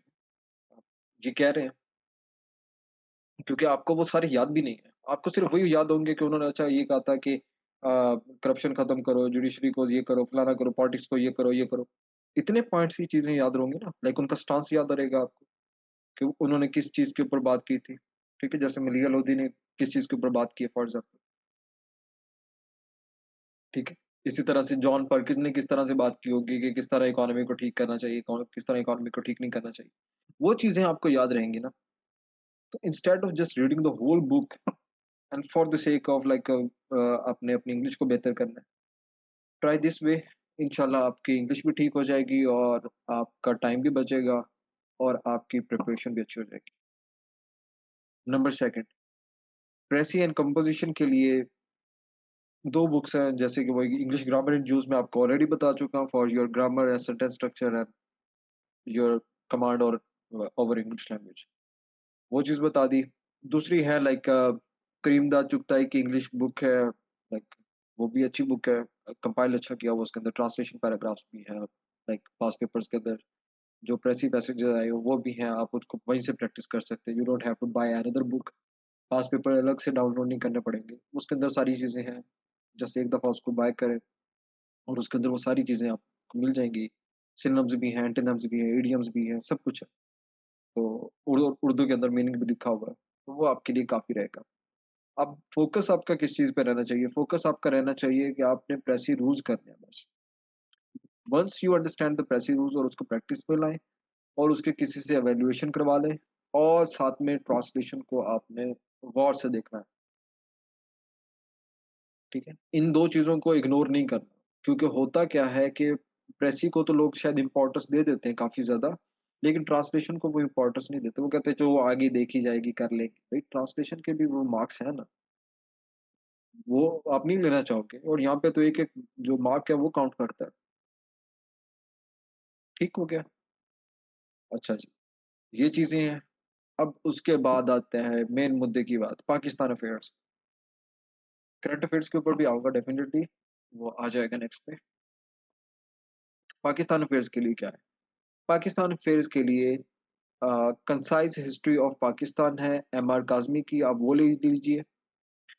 ये आपका कंप्लीट जो है वो प्री और पोस्ट पार्टीशन जो है वो अच्छा खासा कवर करवा देगा, ठीक है? एक बुक दूसरी है constitutional and political history of Pakistan by Hamid Khan. दोनों बहुत अच्छी किताब है, दोनों एफपीएससी की रिकमेंडेड बुक है, लेकिन कंसाइज़ हिस्ट्री ऑफ पाकिस्तान किसी और सेक्शन में है, लेकिन रिकमेंडेड है, सो दैट कि आप इसको रीड कर सकते हैं, बहुत अच्छी किताब है, ठीक है? आप इन दोनों बुक्स को ले लीजिए। ये ट्रैक टू पाकिस्तान भी ठीक है, जो बुक्स हैं, वो अच्छी हैं, जो आपको बता रहे हैं। लेकिन ये लोकल पब्लिशर्स जो है ना, उनकी तरफ नहीं जाना आपने। वो हो सकता है कंपाइल्ड फॉर्म में। खालिद बिन सैयद की भी अच्छी है, आप वो भी ले सकते हैं, बिल्कुल। देखो जो पब्लिशर्स हैं, जो एक अच्छे ऑक्सफोर्ड पब्लिशर है, उनकी आप बुक्स लें, वो आपके लिए ठीक रहेंगी। क्योंकि वो उनका जो स्टांस है, अगर एफपीएससी ने रिकमेंड किया तो वो मतलब स्टेट का स्टांस वही है ना। हो सकता है कि आप शायद कहीं पे कोई ऐसी बुक पढ़ रहे हो जो कि एंटी स्टेट लिखी गई हो। यू डोंट वांट दैट ना, ठीक हो क्या? जी। अब इसके अंदर आपका मेन फ़ोकस किस चीज़ पे होना होना चाहिए? अभी तो ऐज़ ऑफ़ नाउ कॉन्स्टिट्यूशन पे ज़्यादा होना चाहिए और साथ-साथ पोस्ट पार्टीशन पे, ठीक है? बाकी आपका एक पोर्शन होता है, वो तो करंट अफ़ेयर के साथ अलाइन हो जाएगा ना, तो करंट अफ़ेयर की प्रिपरेशन आपने वहीं से करनी है, उसके साथ ही करनी है, ठीक है? ऑर्गनाइज़ेशंस और वो सारी चीज़ें। जी, तो पोस्ट पार्टीशन पे और कॉन्स्टिट्यूशन पे अभी आपका फ़ोकस रहना है, लेकिन इसका ये मतलब नहीं है कि प्री पार्टीशन को बिल्कुल इग्नोर कर देना है, लेकिन इनको बहुत अच्छे से प्रिपेयर करना है और उनको थोड़ा-सा लाइक प्लस माइनस आप कर सकते हैं, लाइक उसमें इतनी कुछ इम्पोर्टेंट चीज़ नहीं रहेगी, ठीक है? लेकिन वो प्री पार्टीशन को करना ज़रूर है। जी, क्योंकि यू नेवर नो कि अगर पिछले 2 साल के अंदर प्री पार्टीशन ही आया तो नेक्स्ट ईयर सारी प्री पार्टीशन ही आ जाए, फिर क्या करें? करंट अफेयर्स जो है, करंट अफेयर्स के लिए 3 सोर्सेज़ मैं बताऊँगा सिर्फ़। इन 3 सोर्सेज़ को अगर आप कवर कर लेते हो, तो बहुत अच्छा है। एक तो ये डाटा बैंक के लिए मैंने कुछ बता दिए थे आपको, आप उनको भी ऑफ एंड ऑन चेक कर सकते हो, लेकिन ये कुछ मैगज़ीन्स हैं, ये आपके लाइक रेगुलरली आपके पास ये एक आधा आप इसमें से कोई आर्टिकल पढ़ने चाहिए। सबसे पहले है फॉरेन पॉलिसी मैगज़ीन, बहुत अच्छा मैगज़ीन है, बहुत अच्छी चीज़ें इसके ऊपर लिखी हुई हैं और बहुत अच्छा कंटेंट आता है इसके अंदर, ठीक है? आई थिंक माइकल कुगलमैन जो हैं वो हमारे जो इस एरिया को खित्ते को कवर करते हैं, उनके ज़्यादातर आ रहे हैं। आप उनको पढ़िएगा, आपका बहुत अच्छा एनालिसिस बन जाएगा। फॉरेन अफेयर्स मैगज़ीन है एंड अगर आप डोमेस्टिकली देखना चाहते हो तो हमारे पास नोवा का मैगज़ीन है। बहुत अच्छा लिखा होता है इसके अंदर, बहुत अच्छा कंटेंट भी होता है।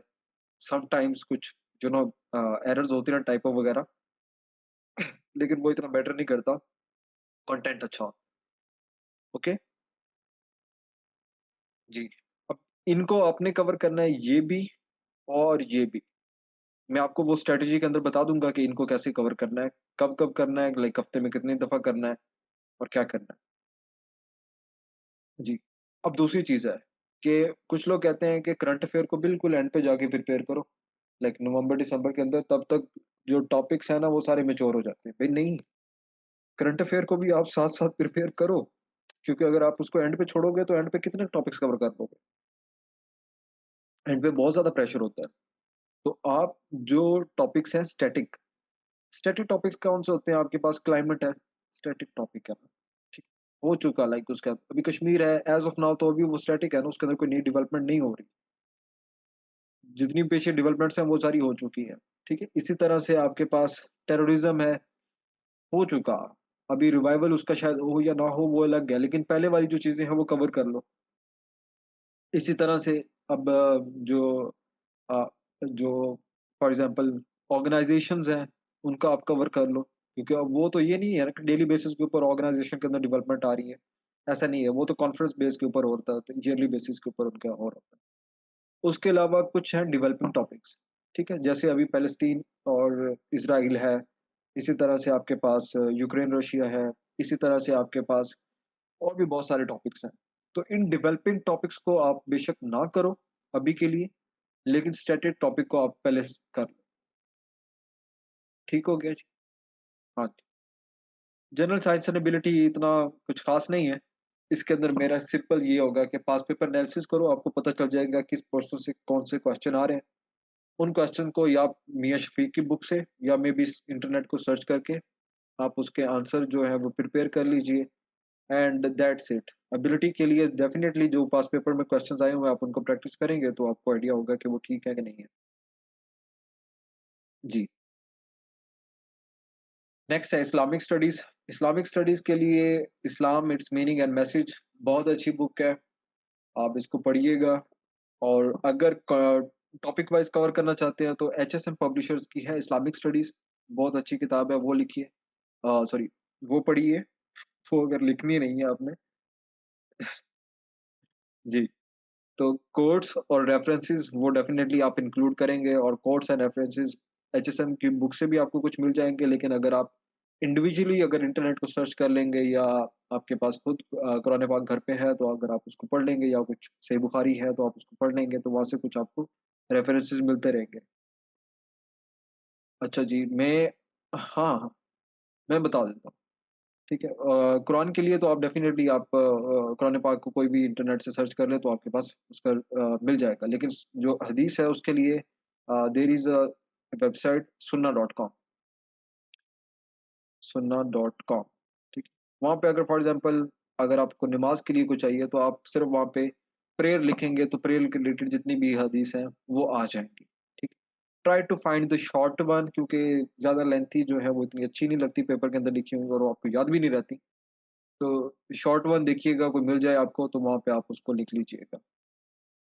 नहीं, ये बिल्कुल ज़रूरी नहीं है। ये किसी ने गलत कह दिया है कि आपको ये भी बताना है कि सही बुखारी की किताब नंबर फलाने के अंदर ये लिखा हुआ है। नहीं, ऐसा नहीं है। आप सिंपल आपको बस इतना पता होना चाहिए कि हदीस कौन-सी है और आयत कौन-सी है। ये ना हो कि आप आयत को हदीस कह दो और हदीस को आयत कह दो। ठीक है? ये नहीं करना। बस उसका डिफरेंस जो है वो आपको पता होना चाहिए। ठीक है? जी। ओके जी, ऑप्शनल्स की बात आ रही है। मेरा फ़ेवरेट टॉपिक है कि ऑप्शनल को सिलेक्ट कैसे करना चाहिए। क्योंकि फ़ेवरेट है उसकी रीज़न सिंपल सी है।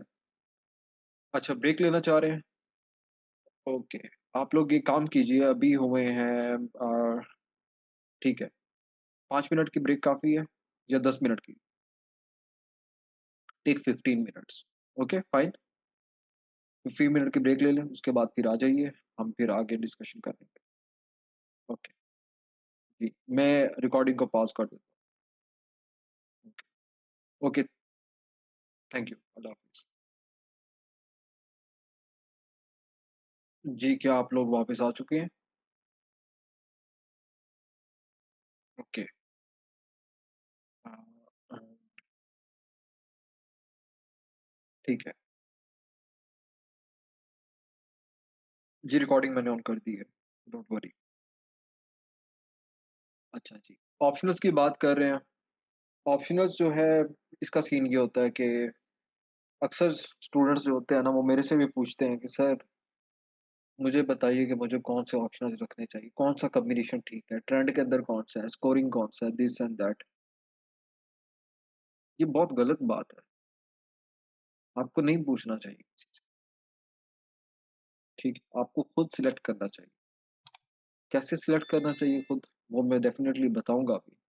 लेकिन होता क्या है कि अगर आप किसी अकेडमी में गए हुए हो, वहाँ से पूछ रहे हो कि ऑप्शनल कौन से सिलेक्ट करना है, तो डेफिनिटली उन्होंने वही बताने हैं जो वो ऑफर कर रहे हैं। Why would they tell a subject जो कि वो खुद ऑफर नहीं कर रहे, ठीक है? फॉर एग्ज़ाम्पल अगर आपका दिल है कि आपने बिज़नेस एडमिनिस्ट्रेशन पढ़ना है एंड आप किसी अकेडमी में गए हो, तो वहाँ पे वो पूछ रहे हो कि बिज़नेस एडमिनिस्ट्रेशन मुझे पढ़ना है, तो ये कैसा रहेगा? तो वो आपको कहेंगे कि नहीं, ये अच्छा नहीं है, ये स्कोरिंग नहीं है। अगर वो उसको ऑफर ना कर रहे होंगे। अगर वो ऑफर कर रहे होंगे, कहेंगे बहुत अच्छा सब्जेक्ट है, आइए बैठिए बात करें, बिस्मिल्लाह, ठीक है? तू मेरा जानी सब कुछ वो डार्लिंग-शार्लिंग हर चीज़ करेंगे। जी, तो ऐसे सब्जेक्ट आपने सिलेक्ट नहीं करने हैं और हो सकता है कि आप कन्फ्यूज़ हो जाएँ इसमें। एक बंदा आपको कहे कि आपने ये सिलेक्ट करो, दूसरा बंदा कहे ये सिलेक्ट करो। आप बिल्कुल कन्फ्यूज़ हो जाओगे कि मैं कौन-सी किसकी बात मानूँ? तो एफपीएससी नहीं चाहता कि आप जो है कन्फ्यूज़ रहें, आप किसी की बातों में आएँ। उसके लिए क्या है, सबसे पहले तो take your time, take a deep breath, अपना वक़्त लो, कोई जल्दी नहीं है, किसी को प्रूव नहीं करना कि हाँ, मैंने ऑप्शनल्स अपने आधे घंटे में सिलेक्ट किए, 2 घंटे में सिलेक्ट किए, 1 दिन में सिलेक्ट किए, 2 दिन में सिलेक्ट किए। टेक योर टाइम, थोड़ा-सा दिमाग के ऊपर खुद सोचो कि अच्छा ये चीज़ कैसी है, ये कैसे है, मैं कैसे कर सकता हूँ, मैं कैसे नहीं कर सकता। नंबर 1 ये चीज़ रहेगी। दूसरी है कि don't fall for sales person pitch और मैं ये बात यहाँ पे पहले ऑलरेडी कर चुका हूँ कि अकेडमीज़ आप डेफ़िनिटली आपको वो ऑप्शंस बताएँगी जो वो ऑफ़र कर रही हैं। वो आपको ऑप्शनल्स नहीं बताएँगी सैडली, जो कि वो ऑफ़र नहीं कर रहे और मेबी शायद वो आपके लिए अच्छा हो, ठीक है? तो ये सेल्स पर्सन पिच के लिए बिल्कुल भी नहीं जाना और अब मैच्योर डिसीज़न लेने हैं तो उसके लिए क्या है कि 3 मेंटोर्स। अब इन तीनों का मैं नाम बताऊँगा आपको, इन तीनों के पास जाके गिड़गिड़ा के आपने मदद माँगनी होगी और वो मदद कर देते हैं। थोड़ा-सा पहले तंग करते हैं, लाइक वो आपसे कुछ डिमांड करेंगे कि ये करो, वो करो, फलाना करो, ढिमकाना करो, लेकिन फिर बाद में आपकी वो बात मान जाएँगे। नंबर 1 पे है आपका एफपीएससी का सिलेबस, सिंपल इज़ दैट। कि for example if you are confused in subject political science और उसके साथ आईआर के अंदर, तो दोनों का पहले सिलेबस पढ़ो। अगर सिलेबस पढ़ने के बाद भी आपको कुछ आइडिया नहीं हो रहा, तो दूसरे मेंटर के पास चले जाओ, जिसका नाम है पास्ट पेपर्स। अब सिलेबस पढ़ लिया आपने, अच्छे से सिलेबस पढ़ लिया, एक-एक वर्ड उसका पढ़ा, उसके ऊपर गौर किया, उसके बाद अब आप आ गए हो पास्ट पेपर्स में। पास्ट पेपर्स आपको बताएगा कि हाँ जी, मैं कैसा हूँ, ठीक है? कि मैं एक कैसा सब्जेक्ट हूँ। पॉलिटिकल साइंस को अगर आप देखेंगे तो उसके अंदर अगर आप देखें, पास्ट पेपर के अंदर जो क्वेश्चन्स आ रहे हैं, वो सिलेबस से आ रहे हैं, तो दैट मीन्स कि that subject is close ended. और अगर कुछ ऐसे क्वेश्चंस हैं जो कि उस सिलेबस से नहीं आ रहे हैं, वो बाइट से आ रहे हैं, ठीक है? लाइक उससे मिलते-जुलते आ रहे हैं क्वेश्चंस, तो दैट मीन्स कि that subject is open ended, ठीक? तो ये चीज़ आपको यहाँ पे डिसाइड हो जानी चाहिए, कि आपको अंदाज़ा हो जाएगा कि अगर पास्ट पेपर के अंदर ये, मैं एक सेपरेट वीडियो बना दूँगा इसके ऊपर, वो डिटेल के अंदर होगी कि ऑप्शनल आपने स्टेप बाय स्टेप कैसे करने हैं सिलेक्ट अपने लिए। अभी मैं सिर्फ एक सरसरी से बता रहा हूँ ताकि आपको एक थोड़ा-सा लाइक अ, अंडरस्टैंडिंग हो जाए इन केस अगर वो वीडियो ना आए तो। ओके? अब जो पास्ट पेपर्स है, वहाँ से आपने ये देख लिया। दूसरा ये देख लिया कि अच्छा एक फॉर एग्ज़ाम्पल सिलेबस है किसी सब्जेक्ट का। हाँ, कि सिलेबस के अंदर वो क्या देखें कि देखें ये सिलेबस 5 पेजेज़ पे है, ये 3 पेजेज़ पे है और जो दूसरे सब्जेक्ट है उसका सिलेबस 1 पेज पे है या आधे पेज पे है, तो वो ठीक है क्योंकि उसका सिलेबस कम है। भई ऐसा नहीं होता। आपको पता है कि पूरे सीएसएस के सिलेबस के अंदर सबसे जो स्मॉल सिलेबस है वो किस सब्जेक्ट का है? Can you guess? ऑप्शनल में बात कर रहा हूँ, कंपल्सरीज़ में नहीं। It's law.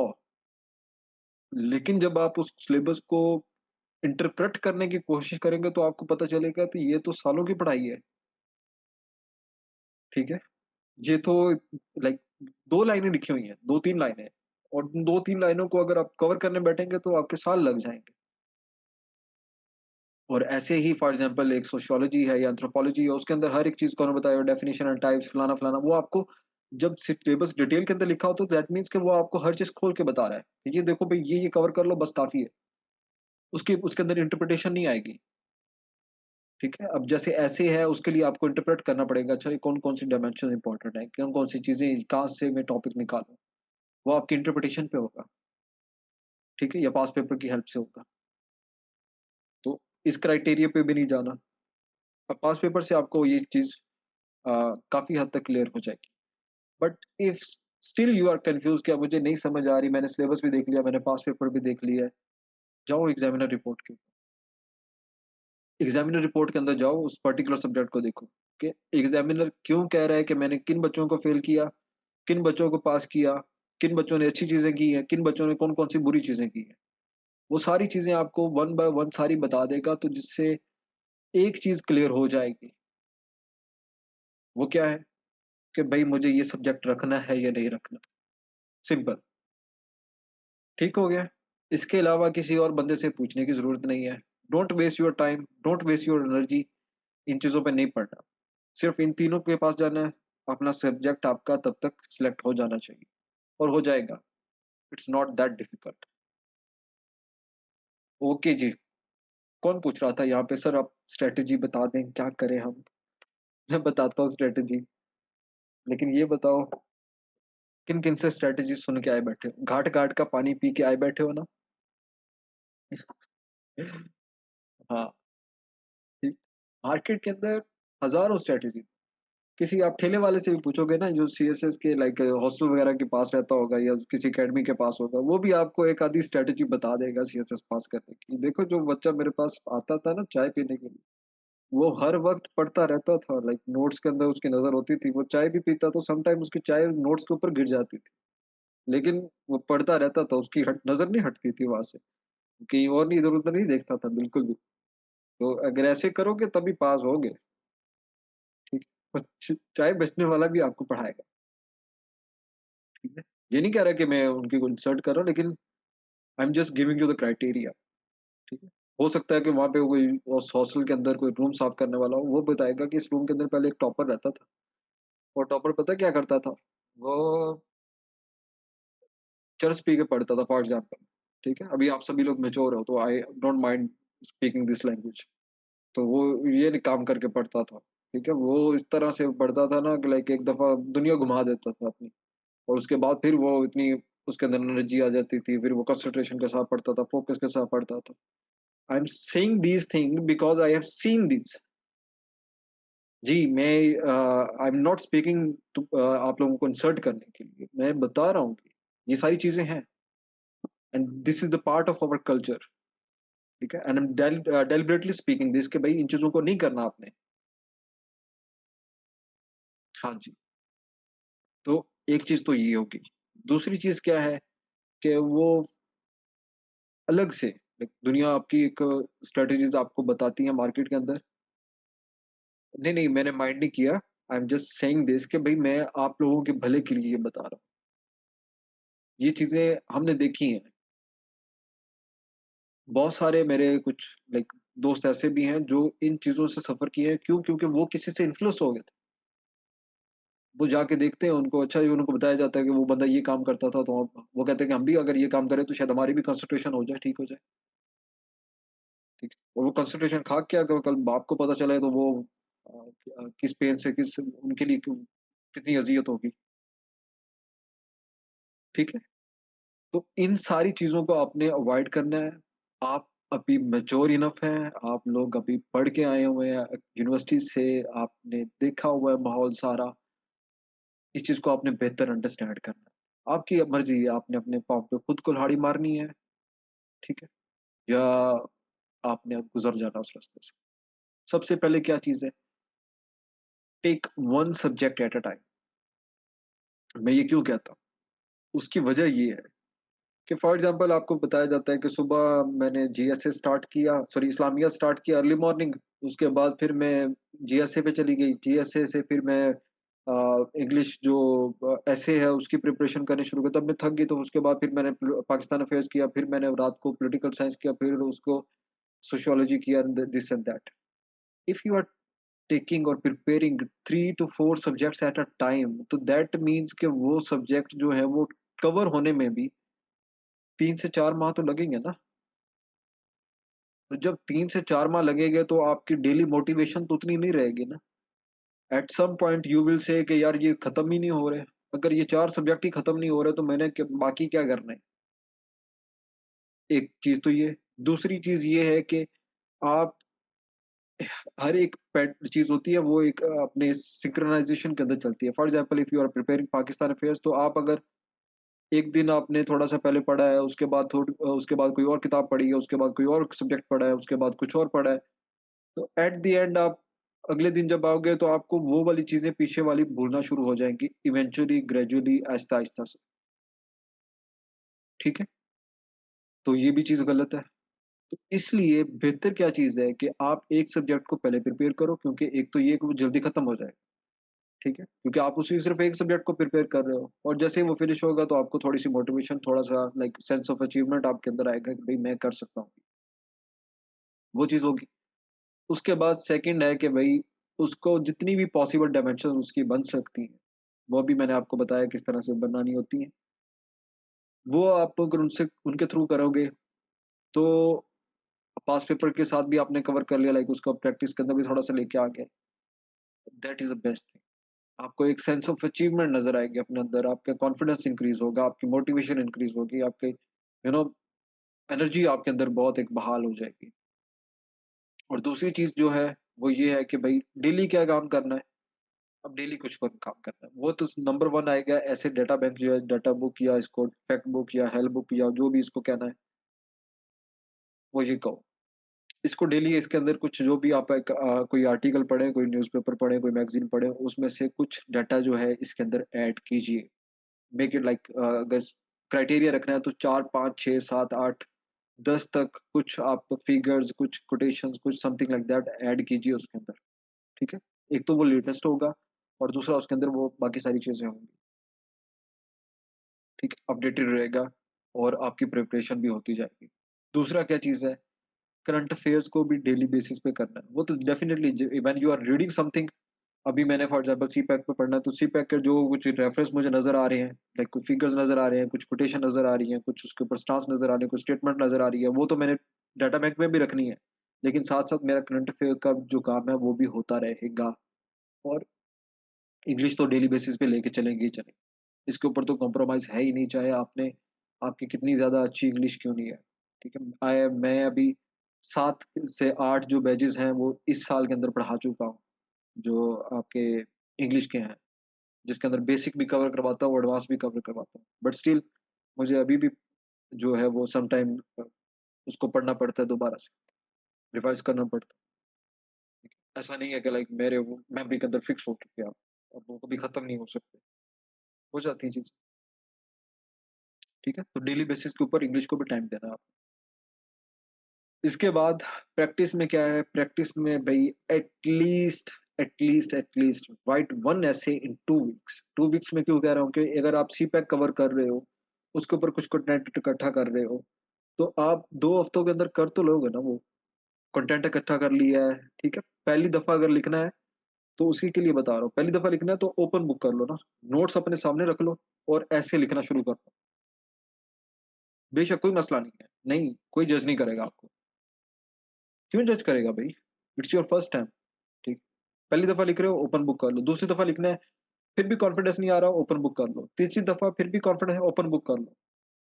At least maybe अगर आप बहुत नालायक लोग हैं या बहुत एवरेज स्टूडेंट हैं, तो आप 7वीं 8वीं अटेम्प्ट के अंदर आप डेफिनिटली कहोगे कि यार अब मैं ना इसको क्लोज़ बुक कर लेता हूँ। अब क्लोज़ बुक की तरफ चले जाओगे।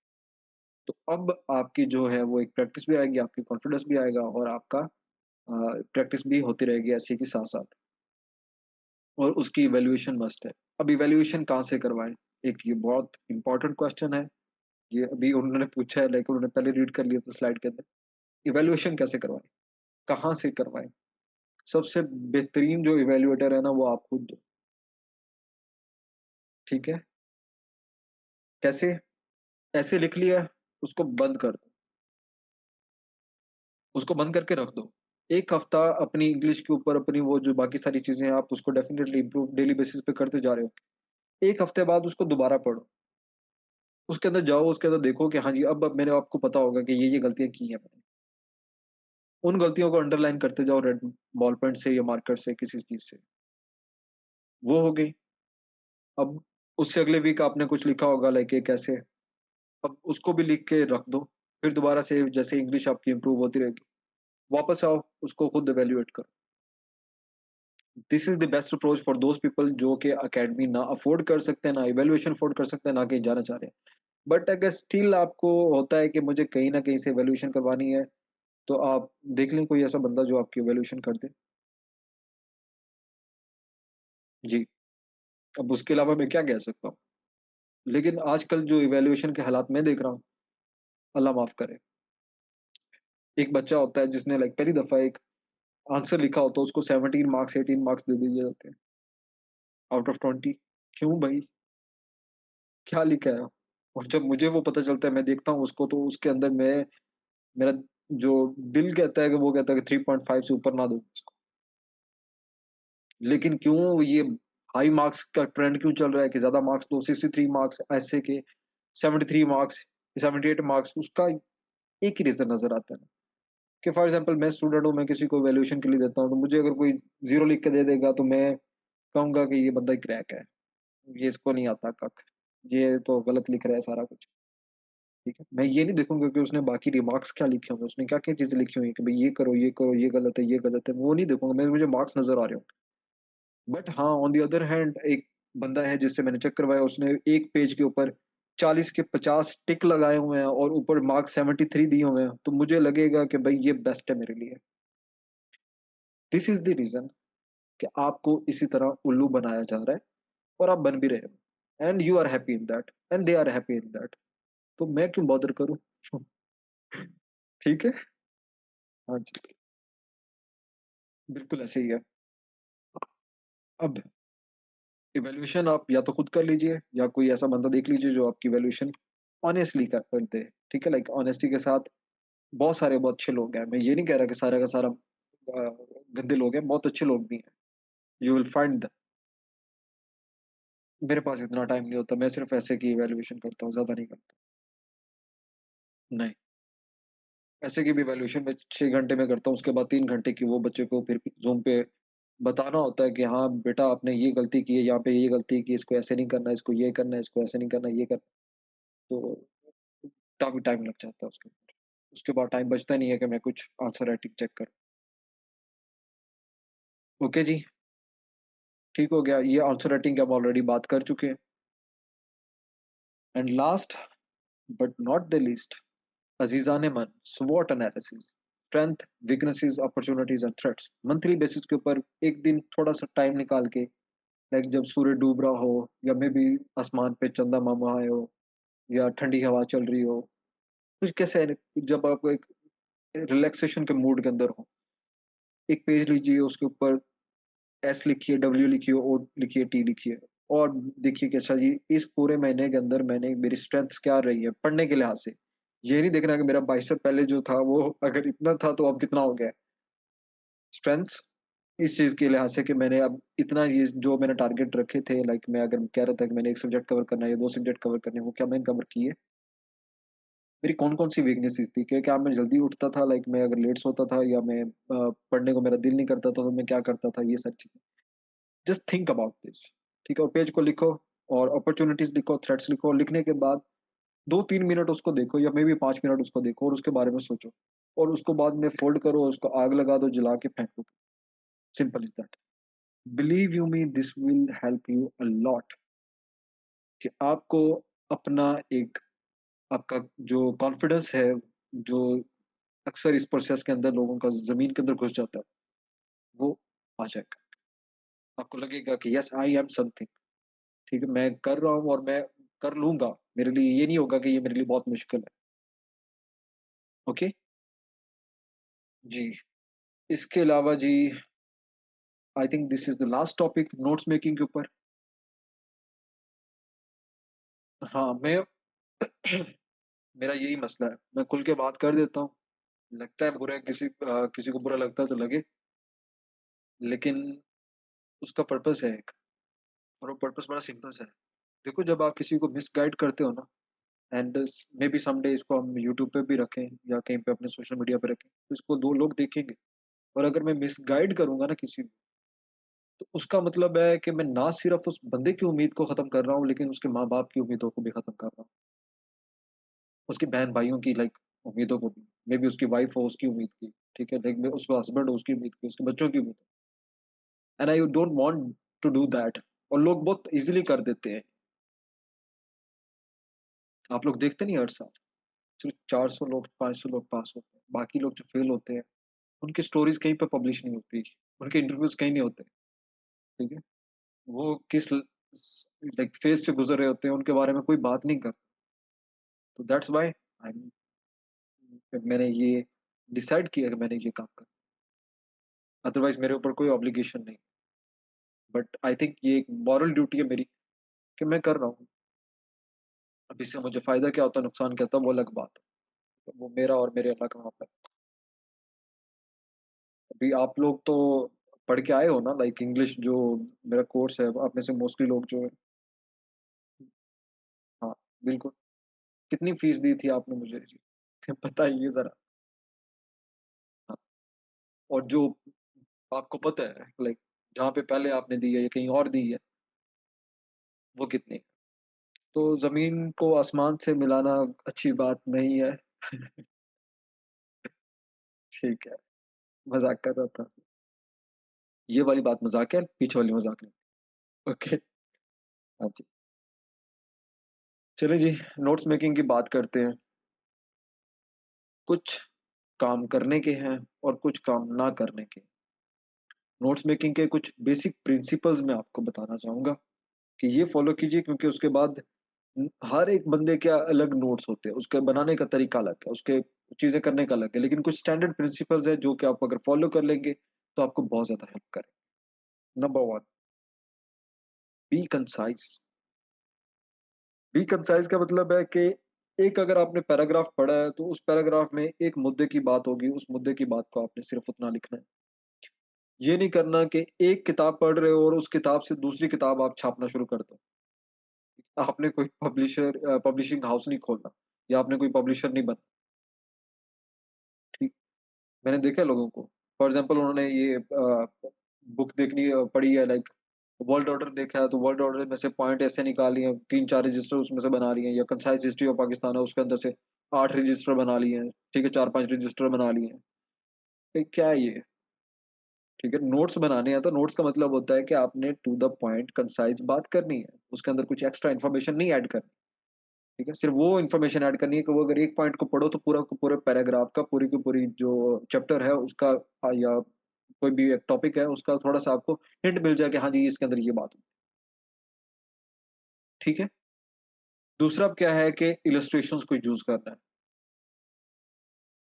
ये बात बड़ी गौर से सुन लीजिएगा।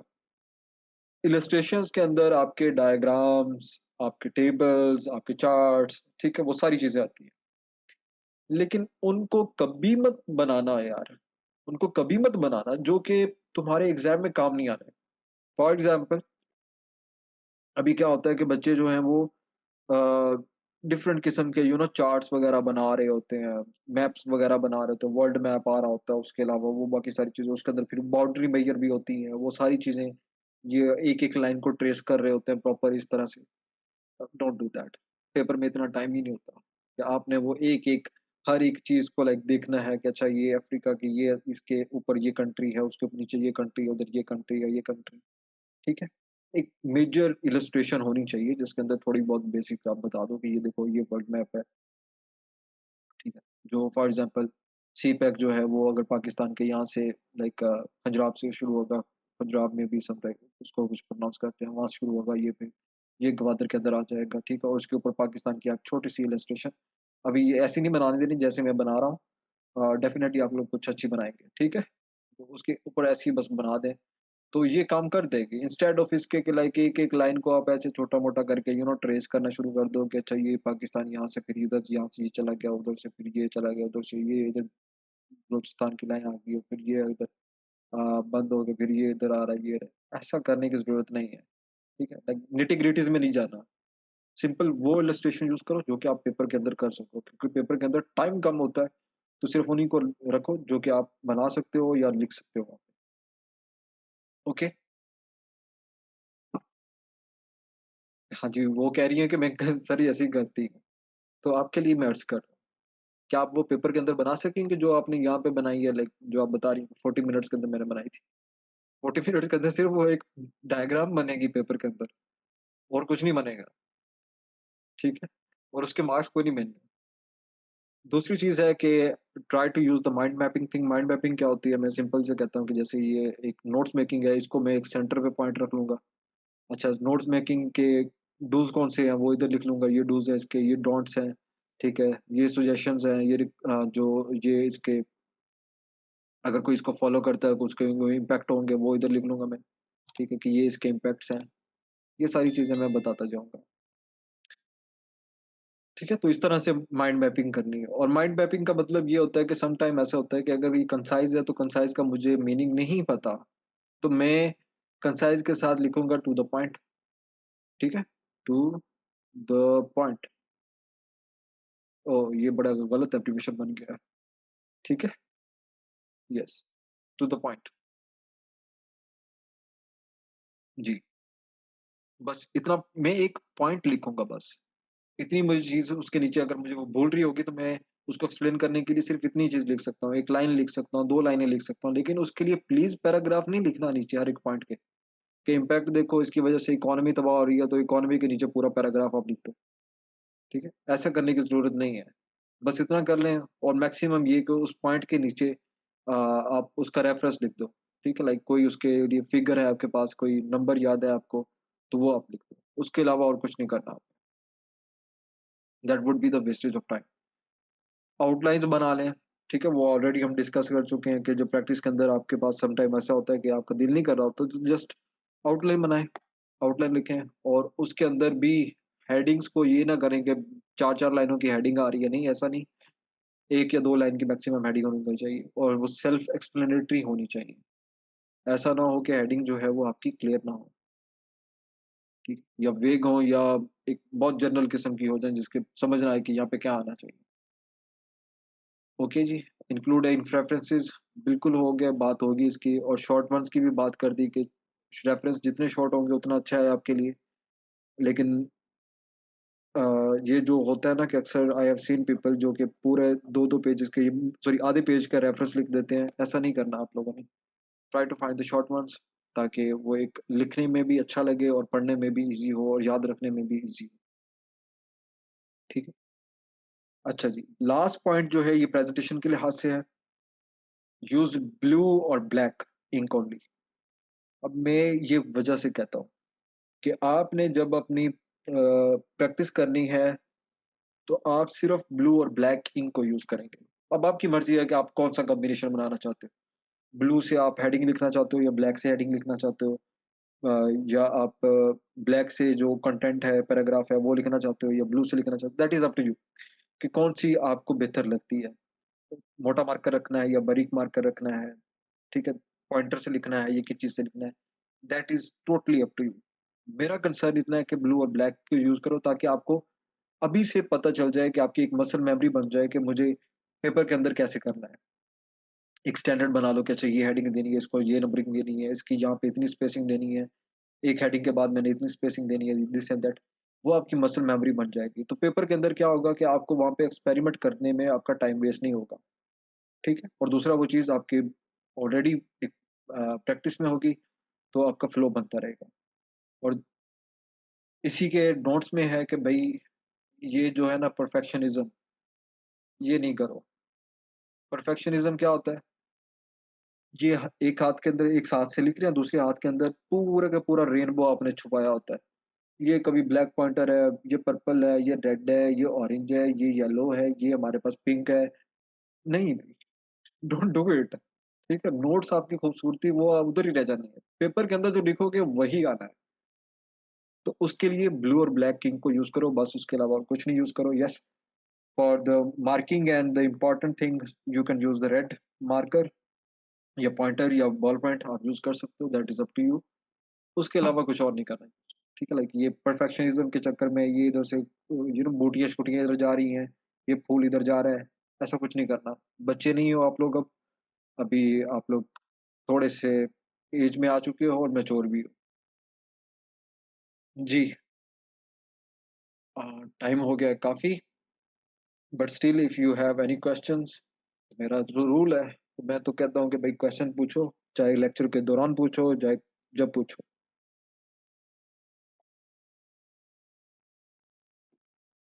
लेकिन वन बाय वन हौसले से। सर आप क्या पढ़ाते हैं? That is an interesting question. अभी तो मैं जी आपको एक बेसिक गाइडलाइन पढ़ा रहा था सीएसएस की और उसके अलावा इंग्लिश पढ़ा लेता हूँ मैं, थोड़ी बहुत। जिन लोगों ने पढ़ी है उनमें से कुछ लोग अभी बैठे हुए हैं, वो आपको शायद अभी बता भी दें कि मैं कैसे पढ़ाता हूँ। और उसके अलावा जो है ऐसे यस, लेकिन ऐसे में साल में 1 दफ़ा या 2 दफ़ा क्योंकि उसके अंदर बहुत टाइम लगता है, बहुत ज़्यादा एफर्ट लगानी पड़ती है and I only take 5 to 4 students.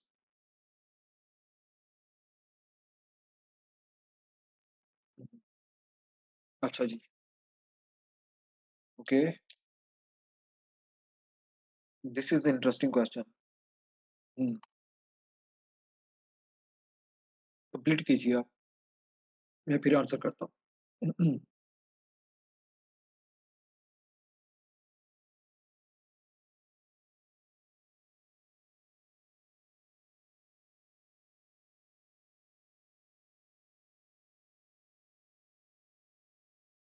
तो उसामा आपकी अभी एज कितनी है?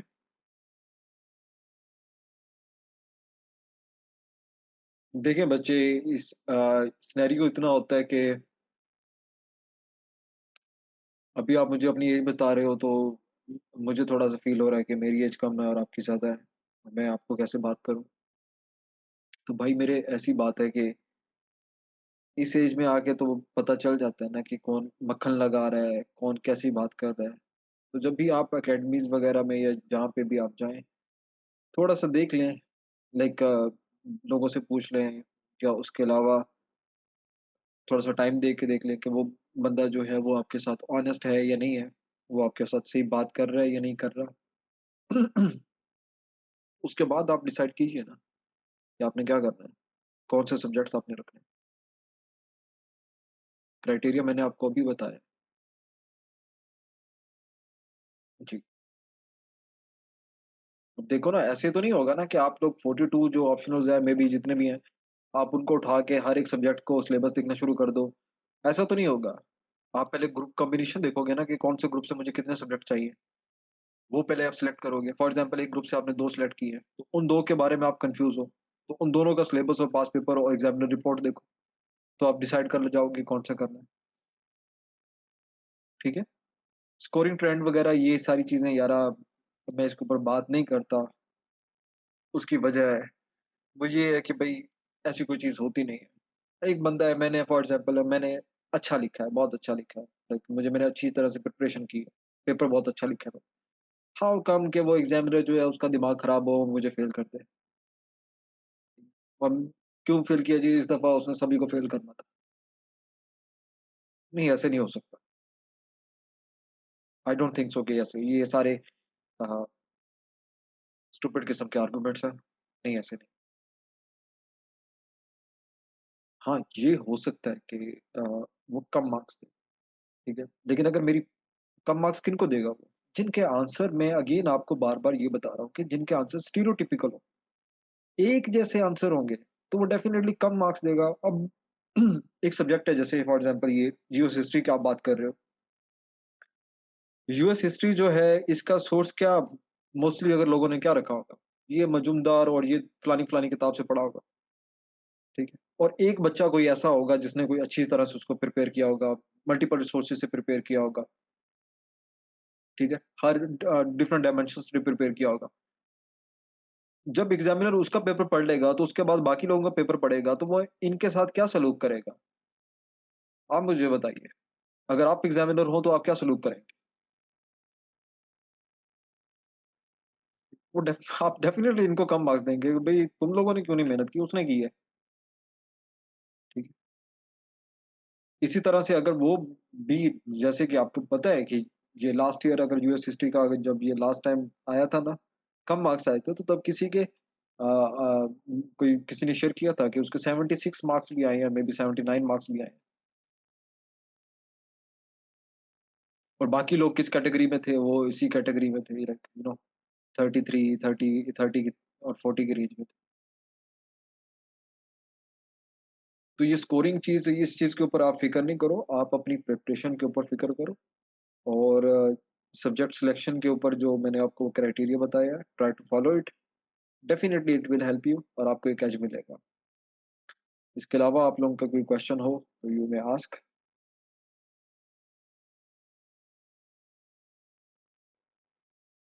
बाकी चीज़ें ग्रुप में शेयर हो जाएँगी। एग्ज़ामिनर रिपोर्ट्स भी, सिलेबस भी और पास्ट पेपर्स भी। पास्ट पेपर्स आप खुद देख लीजिएगा ना अपने ऑप्शनल के लिहाज से।